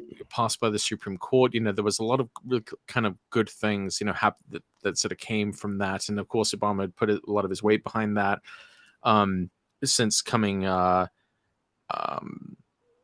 out in support of gay marriage in 2012, May 2012, actually, during the Right. Venus retrograde, the red Venus, yeah, 3. Yeah. retrograde in Gemini, red 3. Um, and that's kind of interesting, um, in light of the idea, like, of well, I didn't actually know where I was going with that, but those are some of like the Venus retrograde and Leo. So the current one now is these old love letters have resurfaced. People sort of calling into question Obama's sexuality, and I imagine the only person that this really matters to is Obama and his wife. Right. So I imagine the fact that this has happened in the seventh house. Michelle might have some questions. But I didn't. I read it and I didn't really think anything of it. Well, number one, I don't really care. But number two, Yeah, if he is, then cool. That's great. Probably not, the first president either. So, Sure. And there was also some commentary on there too, about this on Twitter, that in some ways the way he tried to appeal to Alex McNear, who identified, I guess, as maybe lesbian or bisexual, is that he didn't appeal to her in the way he wasn't speaking like a gay man would or something. It would be about reload. What's going? Do you see what happened in the comments here? Yeah, no, I deleted a comment. Someone was spamming us, and so I deleted it. Oh, I just see a red box saying, "Oops, something went wrong. Try reloading the page." Oh, I don't know if I should reload the page. Someone was spamming us, so I deleted it. Oh, okay, yeah, okay. It looks like all of the comments got deleted. No, I see all the comments. Oh, okay. No, it was just that one comment that I did. I'm afraid to reload the page because I don't want to. Okay, don't worry about. I'll tell you if anyone in comments says. Sure. But yeah, there was some commentary on Twitter that he might have been trying to, kind of, in a very specific way, that in the way that a straight man might try to appeal to a bisexual woman, but sort of emphasizing the idea that he's like open and embracing or accepting of bisexuality. Gotcha. But I mean, it doesn't matter to me. I don't care if he only had sex with people from Kenya. It doesn't really matter. Like I said, it's like I said, the Venus retrograde happened in the 7th, so it's about him and his wife. Sure. That seems to be what the pattern speaks to. Is his relationships, and that makes sense. So I thought that was an interesting, more recent Venus retrograde story. I hope I did that justice, Chris. There's probably some things I've forgotten. But in any case, are there any other recent Venus retrograde stories you want to cover? Are there any questions in the comments or anything? Yeah. There might have been earlier.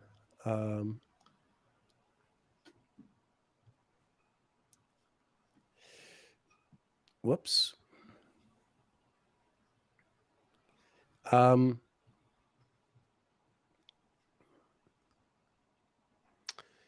Apurba asked if we know BTS. I know of them, but I know nothing. I know of them.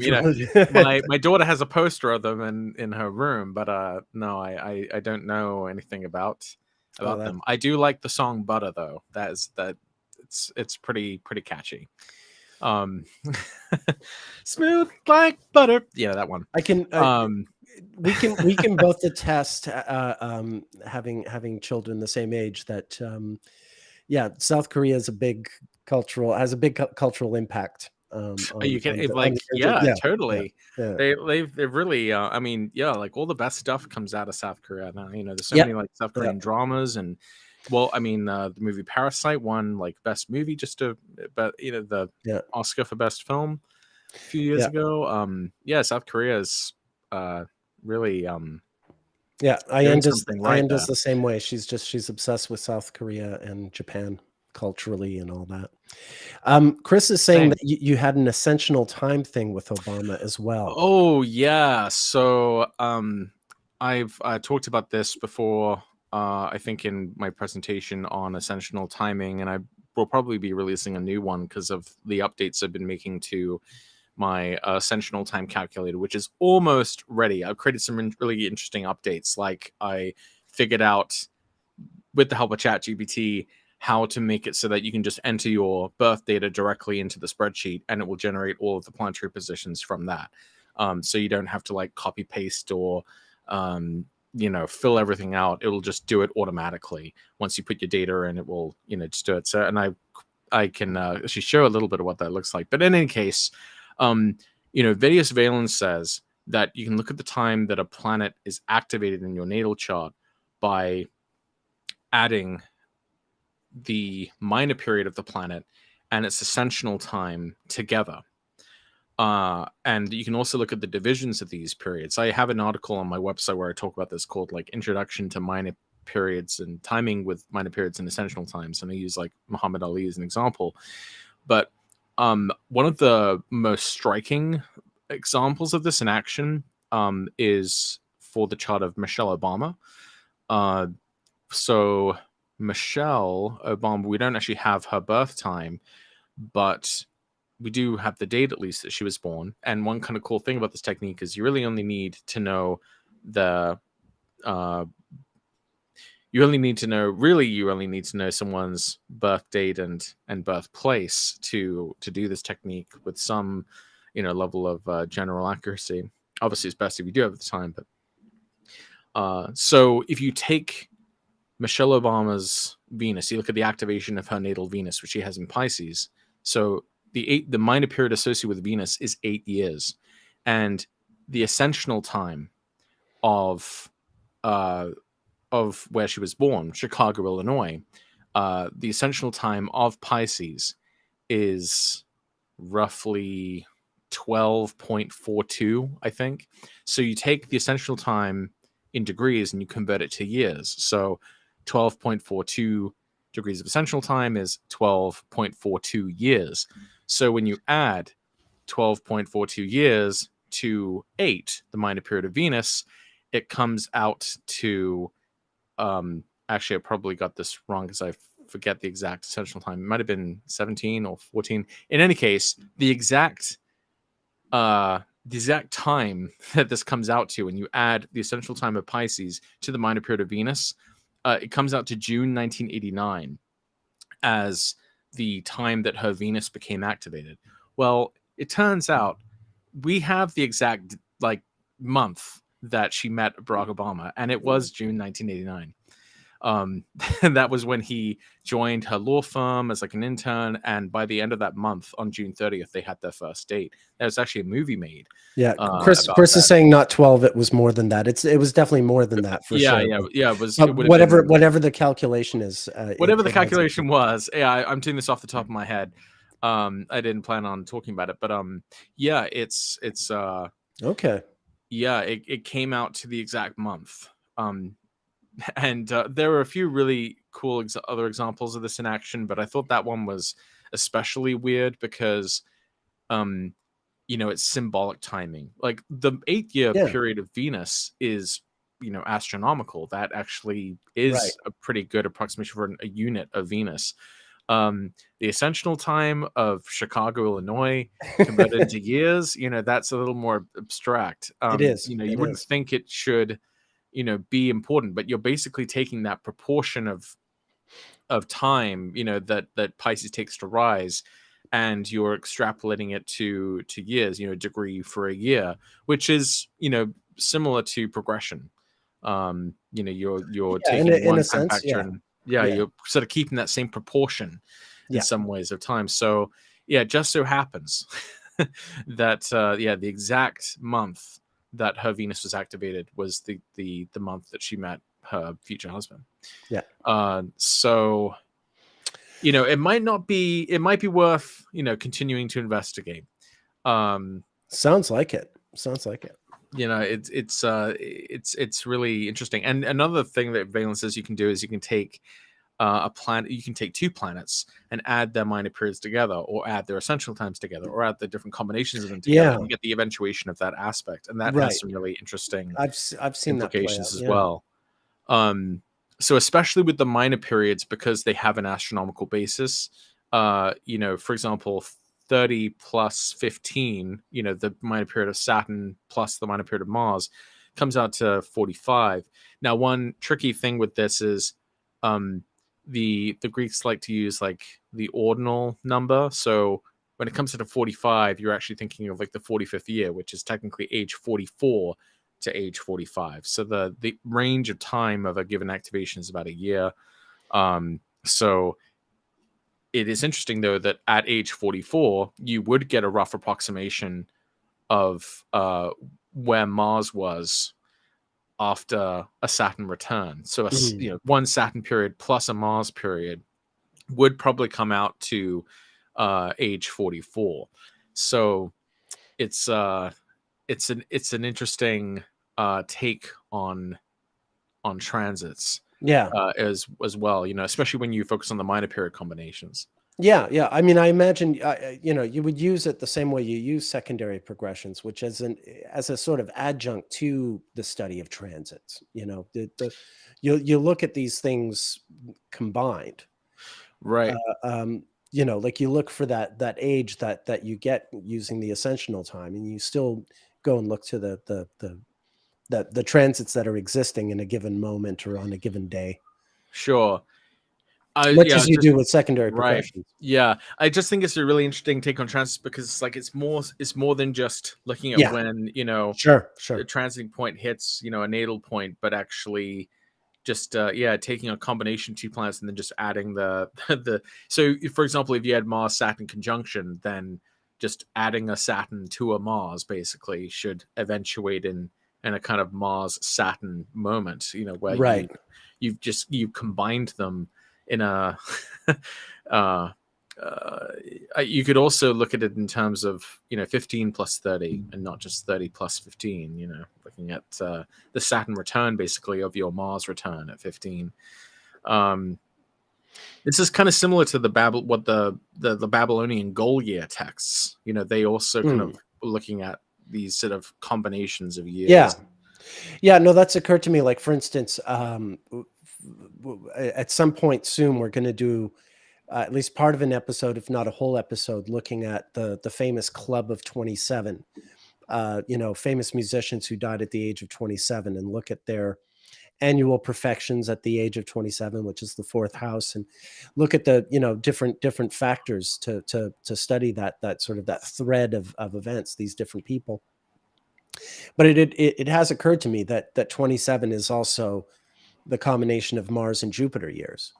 And that we might look to combinations of Mars and Jupiter in that subject as well. In the charts of people like Kurt Cobain, Jimi Hendrix, Janis Joplin, Jim Morrison, all those. For sure. Yeah. One last thing I'd want to show people regarding the essential times and minor periods is it can get really, really complicated. And I've had to kind of make this tool in some ways to be able to investigate this technique. If you're interested in reading more about this technique, you can find it in Valen's, I think it's book 7 that it's there. But I tried to put all of the different combinations together along with a visual representation of the duration and intensity of the activations. So as you can see, I have the activations for my chart here for the 7 traditional planets, and then I even have up to 2 planet combinations. So you can see how in a given year there could be many combinations happening simultaneously, and you're supposed to be able to judge which ones are most pertinent based on their angularity and based on which planets are in superior position to other planets and stuff. So it's quite interesting if you scroll through a life. This is the course of 1 year. This is like when I was age 23. So you can see this is the amount of time that this is a lot of data here. So you can see how like my Mars Saturn will be most active. Where is that? Oh, that was age 27, where I had a really big Mars Saturn activation there. Yeah, that was a bad year for me for sure. Shame. Anyway, Shame. So you can see, that's kind of what it looks like, and I'll have other sort of features that very interesting go along with that. But it's a way of being able to explore that technique of combining minor periods and essential times, because it's a lot of math, and trying to find you. Trying to find me. Yeah, I'm trying. I have too many tabs. I'm right where I always am, Patrick. There you are. There you are. In your heart. I don't know what anyone's saying because I can't see the chat. Oh, well, Chris mentioned that the 27 Club episode would be amazing. Apurba says, one day, can you do a live stream of harsh aspects of Mars to Saturn? Harsh aspects of Mars? You mean like hard ones? Transits of Mars to natal Saturn, in my experience, are actually generally good. The Saturn transit to Mars is tricky, but the Mars transit to Saturn, all things being equal, usually sort of unblocks things, usually gets things moving after a period of stagnation. But I would look, you could look at different square and opposition transits. Certainly in some instances, those are going to be hard ones. But generally, the transit of Mars is actually, favorable to a natal Saturn. There's a book that Project Hindsight released ages ago called Teachings on Transits, which is basically a compilation of like different quotes about transits.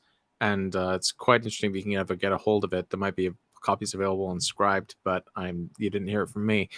And basically, I think for Saturn and Mars and Saturn, they said pretty much exactly what you said, which is that Mars to Saturn can actually be good, but Saturn to Mars is bad. And I think the reason for that is that if Saturn represents your natal disposition towards being fearful and inertia and not moving, because Saturn is sort of has heaviness or gravity wherever it is, then Mars is kind of like a drill sergeant, kind of motivating you out of inertia and saying like, no, confront the fears, do the thing. Whereas Saturn on your Mars, Saturn has like a chilling effect on Mars. If Mars represents your internal disposition for courage and action, then Saturn's like a chilling, or discouraging sort of quality, when it's transiting your natal Mars. So I think that's a really interesting way to differentiate between transiting Mars and Saturn versus transiting Saturn. Yeah, it really plays out. And it's a similar thing with Venus and Jupiter. A Jupiter transit to Venus is pretty good, but actually Venus transits to Jupiter, again, it's not as bad as Saturn on Mars necessarily, but it's not as favorable as you might think. You might think like, oh, transiting Venus to natal Jupiter, that must be useful in some way, but or advantageous, but not necessarily. Jupiter to Venus, however, can be. So yeah, it's a really important distinction, I find, that you get different results depending on which planet is transiting, which is the natal planet. Yeah. I'm trying to think of when Saturn hit my Mars, which would have been in late 2010, early 2011. That was in my last year of college. It happened in my third house, and I was doing a fifth year, and like the pressure was really on to finish this, to finish this last requirements. I probably did more, writing and studying than probably at any other time in my life, and I was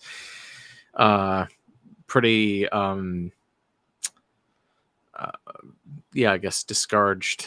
I knew I'd eventually sort of get through it somehow, but I remember the Saturn Mars conjunction through that time frame that's the main way that I kind of saw it manifest in my life, was just being almost immobilized by my intellectual pursuits in that time. Sure.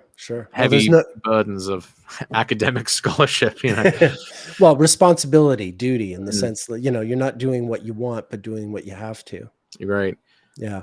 I wanted to just answer a quick question. Joshua is asking, does that flipped with sect read the transits? What I was saying, I think, about Saturn to Mars and Jupiter to Venus. No. In my experience, that doesn't flip with sect. That's about as universal a statement as you can make about transits. The idea of Saturn to Mars being hard, but Mars to Saturn being advantageous and so forth. I would still say, though, that maybe with a nocturnal Saturn, that like it would be more just a more punishing or cruel set of circumstances maybe than a diurnal Saturn. Maybe there would be some degree of mitigation, but I don't know.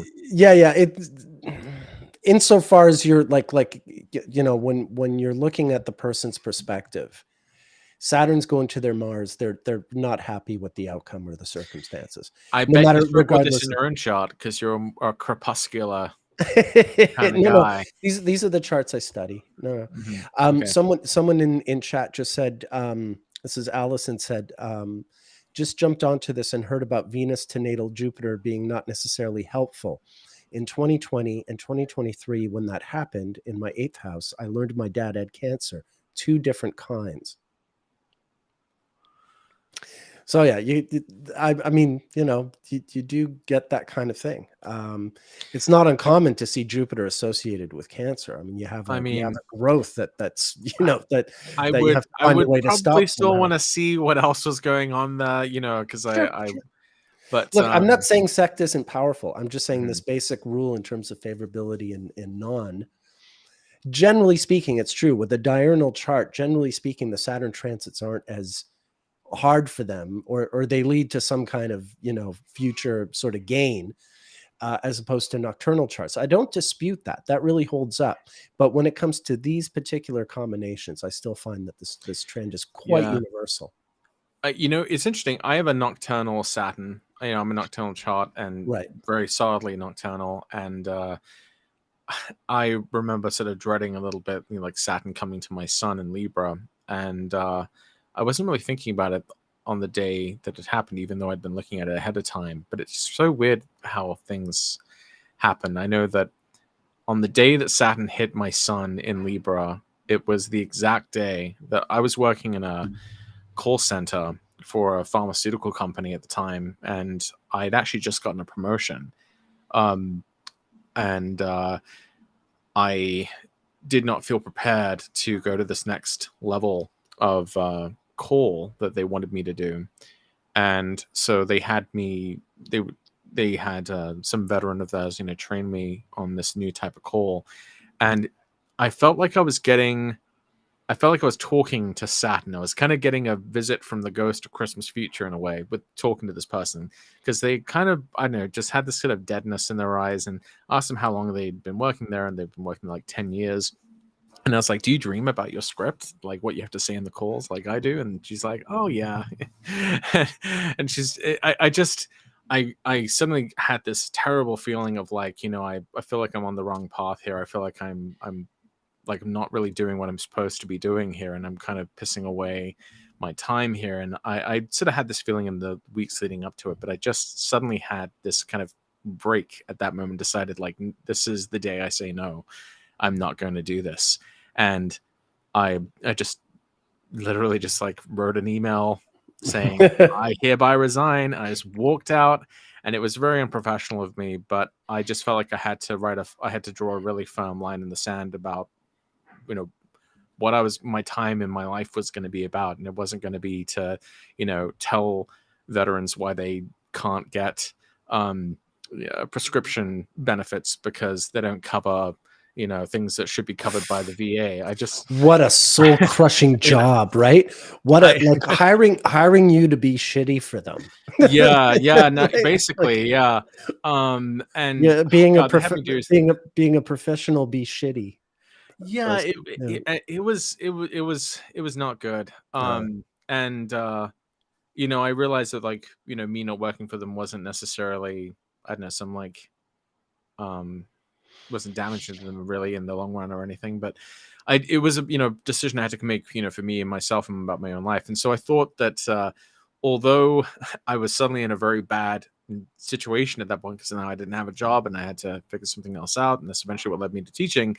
I think the Saturn transit to my sun, that's, I feel like that's pretty classic Saturn to your sun. It's about saying no, it's about establishing boundaries about what you mhm. want to do with your time. For me, my sun also rules my ascendant, so it's about myself and my life direction and what I was going to do. And But weren't you also just didn't you get involved with Beth right around the time that the that Saturn was on was your sun? Wasn't that so we pretty were cool? already together by that point. We were already together, so she was pretty horrified when I did that, because we were already living You together did by that what? point.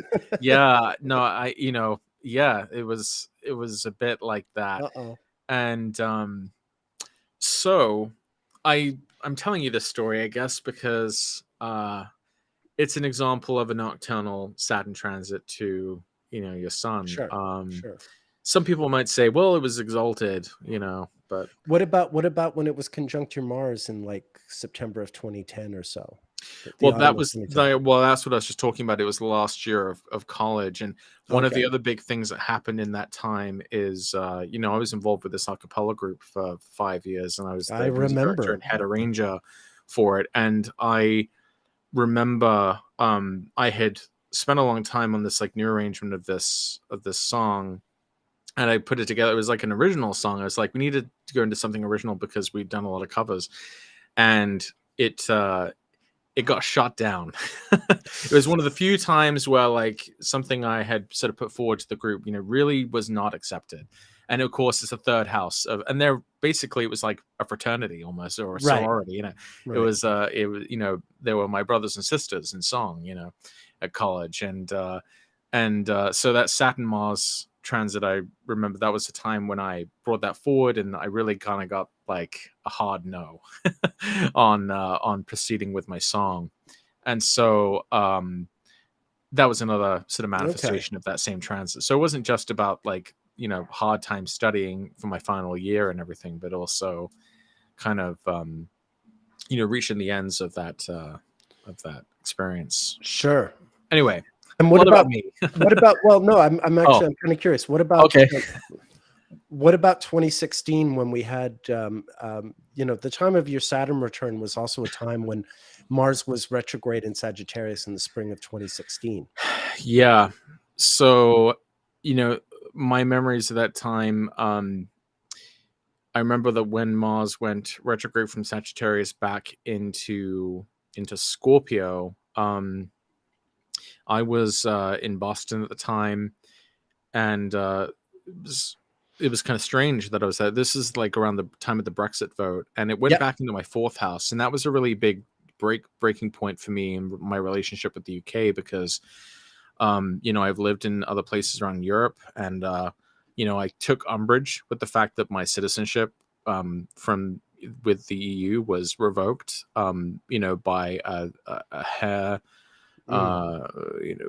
a very, very close decision, and that the main reason why it was being revoked is because of a disinformation and fear campaign, very much in the style of Trump, that had successfully infiltrated and infected the minds of the UK, being told like they're going to pass the savings on to NHS, which never happened. Basically it was the canary in the coal mine. You know what I mean? It was like it was what we should have taken as the hint that October, this was going to be bad.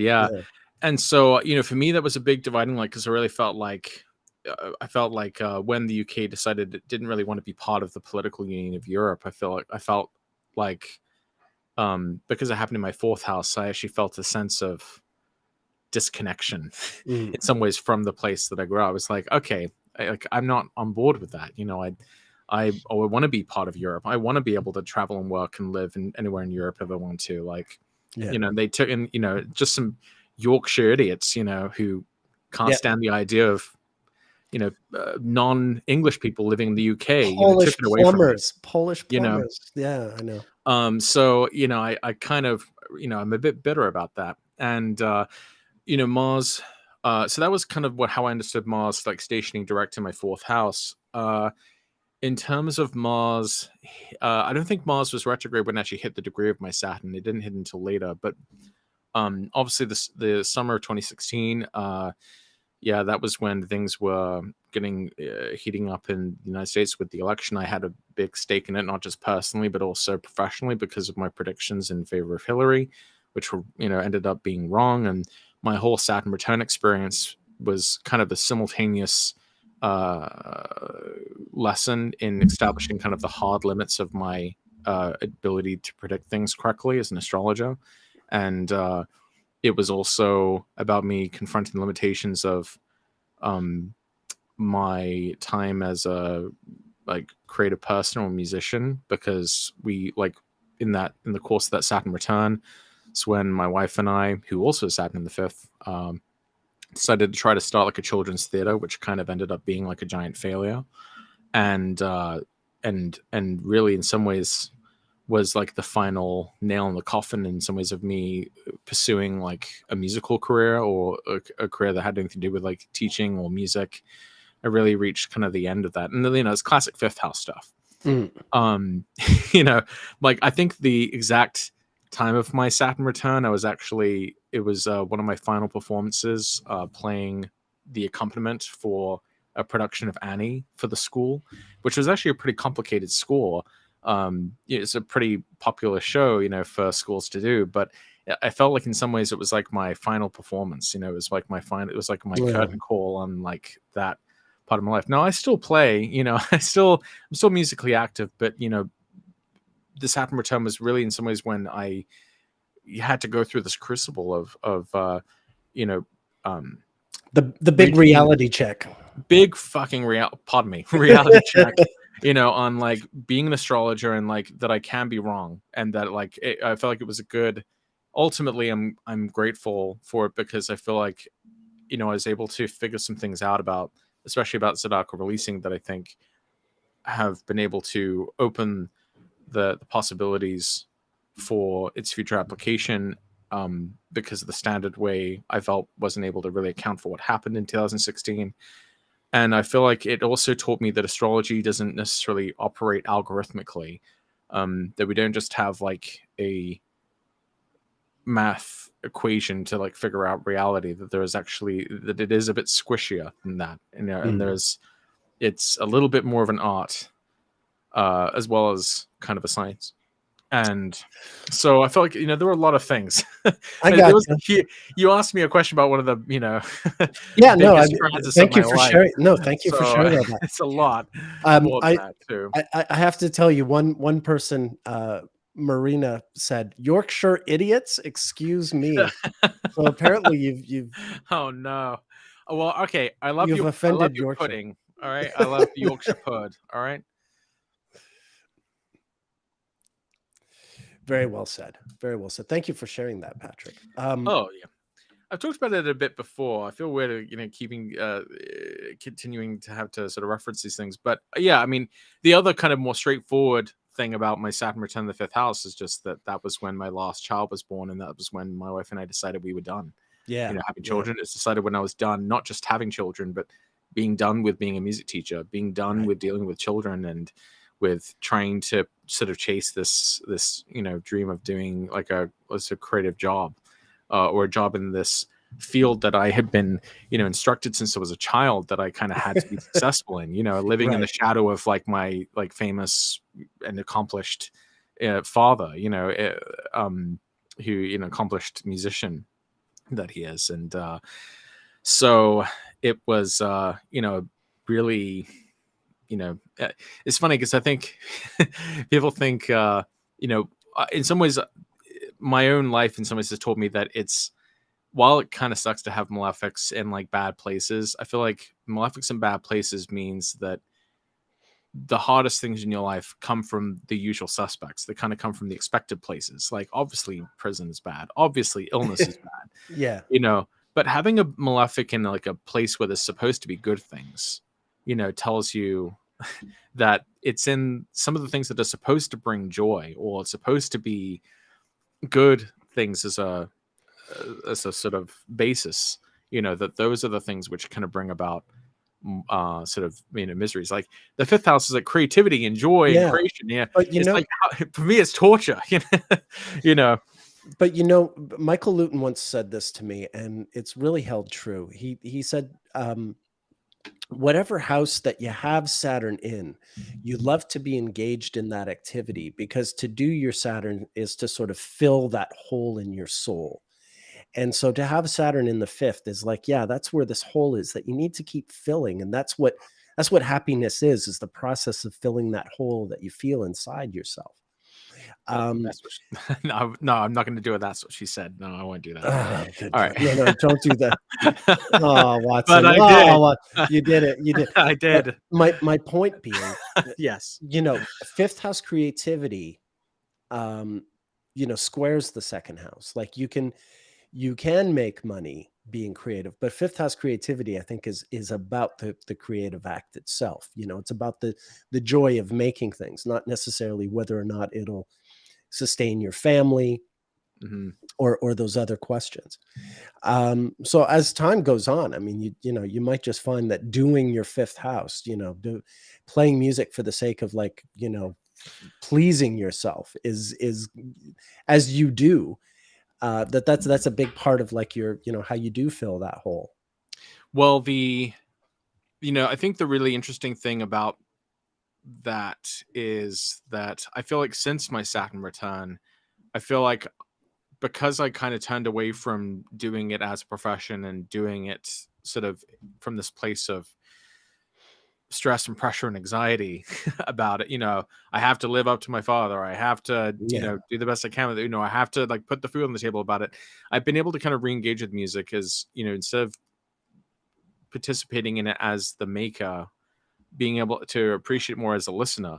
Because part of my other issue with music is that I feel like I sort of overtrained myself. I got to the sort of the point where, I'd hear a song and I was analyzing it as I was thinking about it instead of just letting myself be kind of hit by it. And so Right. I feel like now I've been able to kind of reprogram myself to actually be able to enjoy music as an audience member, as a listener, rather than as a maker, as a creator. And maybe I'll have other creative days ahead. Maybe my Saturn return in the future will be about, I don't know, doing I think when you have the Uranus half return is usually the midlife crisis one. Well, I also have Uranus in the fifth. So exactly.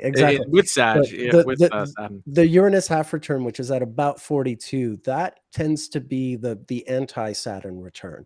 That's when you want to reconnect with your authentic self and find joy in the things that you loved when you were young. That's why the midlife crisis, the trope is like, yeah, you get a toupee, you get a convertible, you date someone who's 20 years younger. But that whole trope is really about, connecting with your authentic youthful self and yeah, sort of de-Saturnizing yourself to a little bit and going more after what you want instead of going, doing what you have to do, but doing what you want to do again, like a teenager does. But it's funny you say that though, because for me, like astrology has always been the constant. That's what I've been doing since I was like 14. Yeah. Really for me, music and astrology have been kind of like the two great loves, of my life. I at the same time that I was really breaking through with my piano, when I when I was able to first start actually playing things like Mozart sonatas and like Bach fugues, like around 14 to 15, that was happening at the same time that I was having all these breakthroughs with astrology. And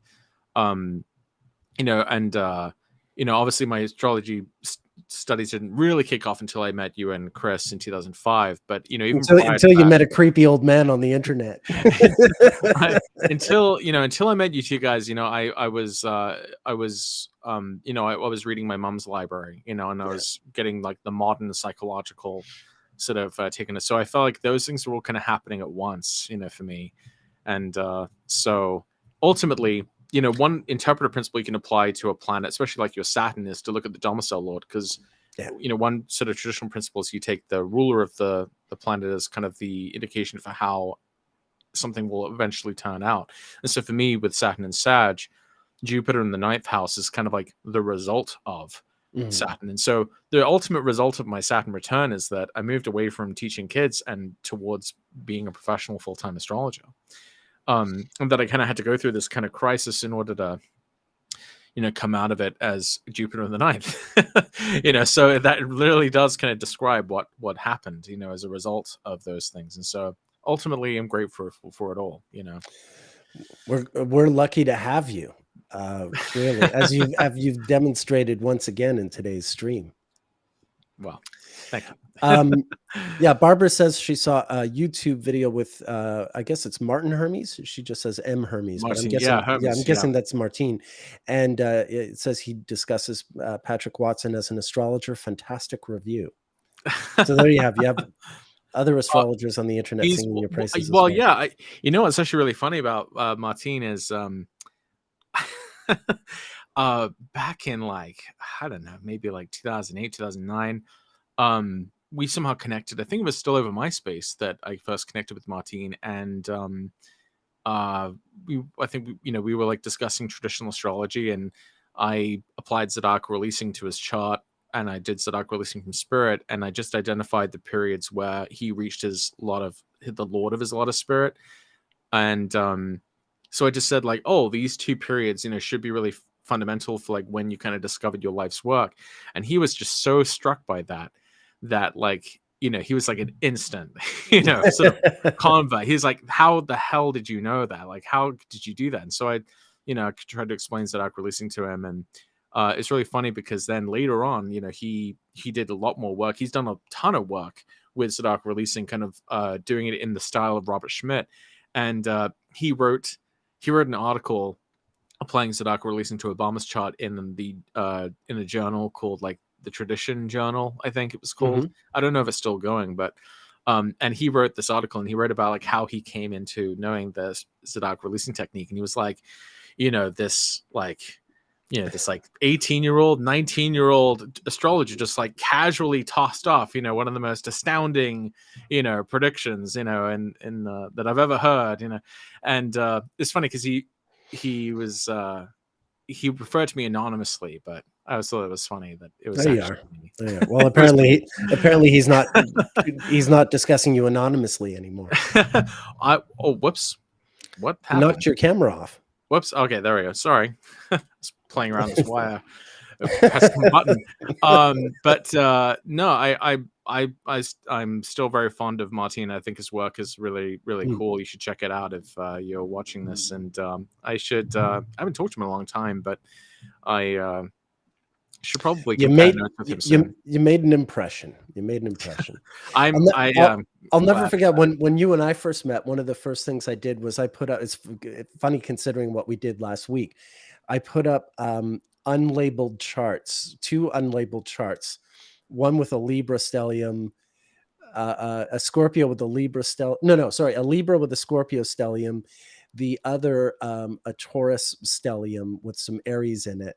And I said one of these is an activist for peace, and one of these is a dictator. It was Gandhi versus Hitler, wasn't it? It was Gandhi versus Hitler. Yeah. But a lot of people, when you put those charts up, they think the Hitler chart's going to be the peaceful one, and the Gandhi chart's going to be the warlord. Yeah, and I remember to be fair, Gandhi wasn't he like a domestic abuser?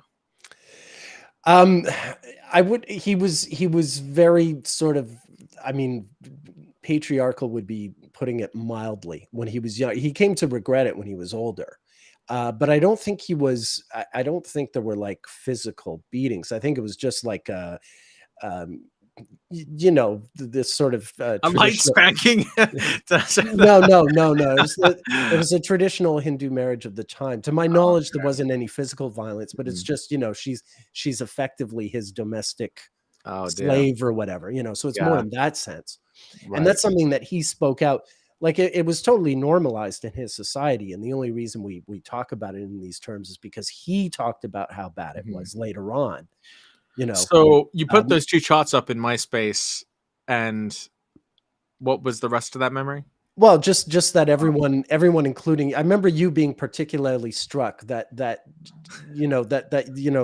Gandhi and the Hitler, that their charts were, it was kind of, there was something counterintuitive about like, sure, when you look at them blank, and although not anymore. I feel like this was 2005. This was 2023 me would, I think I would be able to spot that, like, oh, Mars is maltreating the ascendant ruler, which is retrograde in the 8th. Like, yikes. 2023, you would be able to memorize the ephemeris positions and just know the birthdays. That's right. I mean, 2023 me would automatically know that was Hitler's chart, and that it's also similar to the day that Dwayne Johnson was born, and right. and that there was all right, the conversation's gone to Gandhi again. Gandhi had some disturbing views about women, young girls especially. I'm not a big Gandhi defender, but what he did was he slept in the same bed as his niece for like a month or 2, and then she put a stop to it. His whole thing was that he wanted to show that he could overcome temptation, and to our knowledge, to his niece's later just deserves a pat on the back. No, it's not that. People, even at the time, even the people who were big Gandhi followers were really put out by this. So it wasn't, unlike the thing I'm saying about his marriage. The thing I was saying about his marriage was normalized. You could have asked anyone in his peer group and they would have said, what? He's just being a traditional husband. He's the one who sort of emphasized how the behavior, and certainly the way we would view it in as modern Westerners, we would think of it as abusive. But when it comes to the thing sleeping with his niece, this was towards the end of his life. It's in the last year of his life. It doesn't go on for very long. He had something to prove or whatever. As far as we know, that's what it was. Yeah, Elsa, I'm not trying to defend him, but if you want to go to Gandhi's grave and argue with his ashes, to do that. I'm just trying to describe what the circumstances were, rather than make just sort of these blind statements about a situation without the context. Now, I think you've talked before about Gandhi's Saturn conjunction to his sun in Libra. This is interesting because I had just talked about my experience with Saturn conjunct the sun in Libra, and I know that Gandhi had Saturn conjoin his sun when there was like the incident with the train. Yeah. Oops, hold on. I forget the details of that story. Yeah, I can show that to you. Yeah, it's funny actually that, having lived in South Africa, the town where Gandhi was kicked off the train is very, very close to the place where years later Nelson Mandela would be arrested and eventually sentenced to life in prison. They're like maybe 20 miles apart or something. They're very, very close. Gandhi was kicked off a train in a town called Pietermaritzburg, coming out of Durban. So here's his chart, and then if I go down, when is he kicked off the train? South Africa, thrown off train, 1893. And this is, Saturn on his sun. Saturn stationing on his sun. Saturn stationing direct on his sun when he was thrown off the train. And he has Saturn natally in the third of transportation. Yeah, I wouldn't swear by this birth time. You would think, being a Hindu, we would know, obviously astrology was done in his family, but it is a dirty data birth time. I think the next time Saturn was in Libra, he's arrested for sedition. I mean, he was arrested a lot of times, obviously, but I think this is this right? Yeah, this is, the other one, when he was thrown off the train, it's 1893, and then in 1922. Oh, look, there's also Mars on Saturn as well. Right. Yeah, and he's arrested for sedition because this is still 10 years before the Salt March and all that. I mean, this is fairly early on in his in the Indian phase of his activism. Anyway, very interesting. Sure.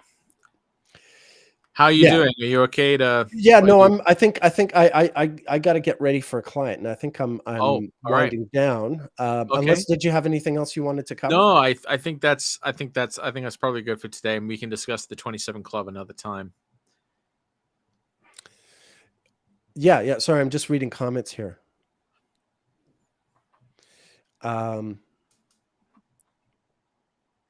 Okay. It's just these old arguments about Gandhi. Whether or not he's a peace activist. I mean, he was for nonviolent resistance. Okay. I mean, there's always a better way to phrase it. I don't see how that doesn't make him a peace activist. Although he did drive in. We were talking about the Anglo-Boer War. He took Britain's side in the Anglo-Boer War, and he was an ambulance driver or a stretcher carrier during the Boer War. So that's about as martial as he got. Anyway, blah, blah, blah. Good old Gandhi and Hitler. What a pair. What a pair. The pair that brought us together, Patrick. And here we are. Yeah. No, I it's been a ball as usual, but I think 2 hours is about my usual. Yeah, that's good. And then I have clients in the afternoon. So this gives me a chance to make course. a little lunch and then get back to work. Makes sense. Get back to the daily grind. All right. Yeah, I got plenty to do. Yeah. But thank you as always, Patrick. Thank you. It's been a joy as always talking to you. I love our weekly sessions. I think a lot of people do too. Who are you, Patrick? I'm Patrick Watson. I'm an astrologer. You can visit me and see my work and services at patrickwatsonAstrology.com, and you can follow me at pwatsonastro on most social media sites. Fantastic. And I am Nick Dagan Best, and you can find me at nickdaganbestastrologer.com for all your astrological needs. Yes. Come see us if you need us. because we need you. I don't know. I'm gonna have to work on that slogan. I'm not sure that's the right appeal. Well, that's a work in progress. All right. Yeah. All right. Well, I will be here tomorrow with Sam Reynolds again, an hour earlier than my usual start time. That's 10 a.m. Pacific time and 1 p.m. Eastern time. So come check Sam and I out tomorrow. And Patrick, you'll be back with me next Sunday. Yeah. And we'll get into more fascinating astrology, as always happens when we're in the same chat room or what have you. All right. Thank you, everyone. Have a fantastic Sunday. And I'll see you tomorrow. I'll see you next week, Watson. See ya. Goodbye.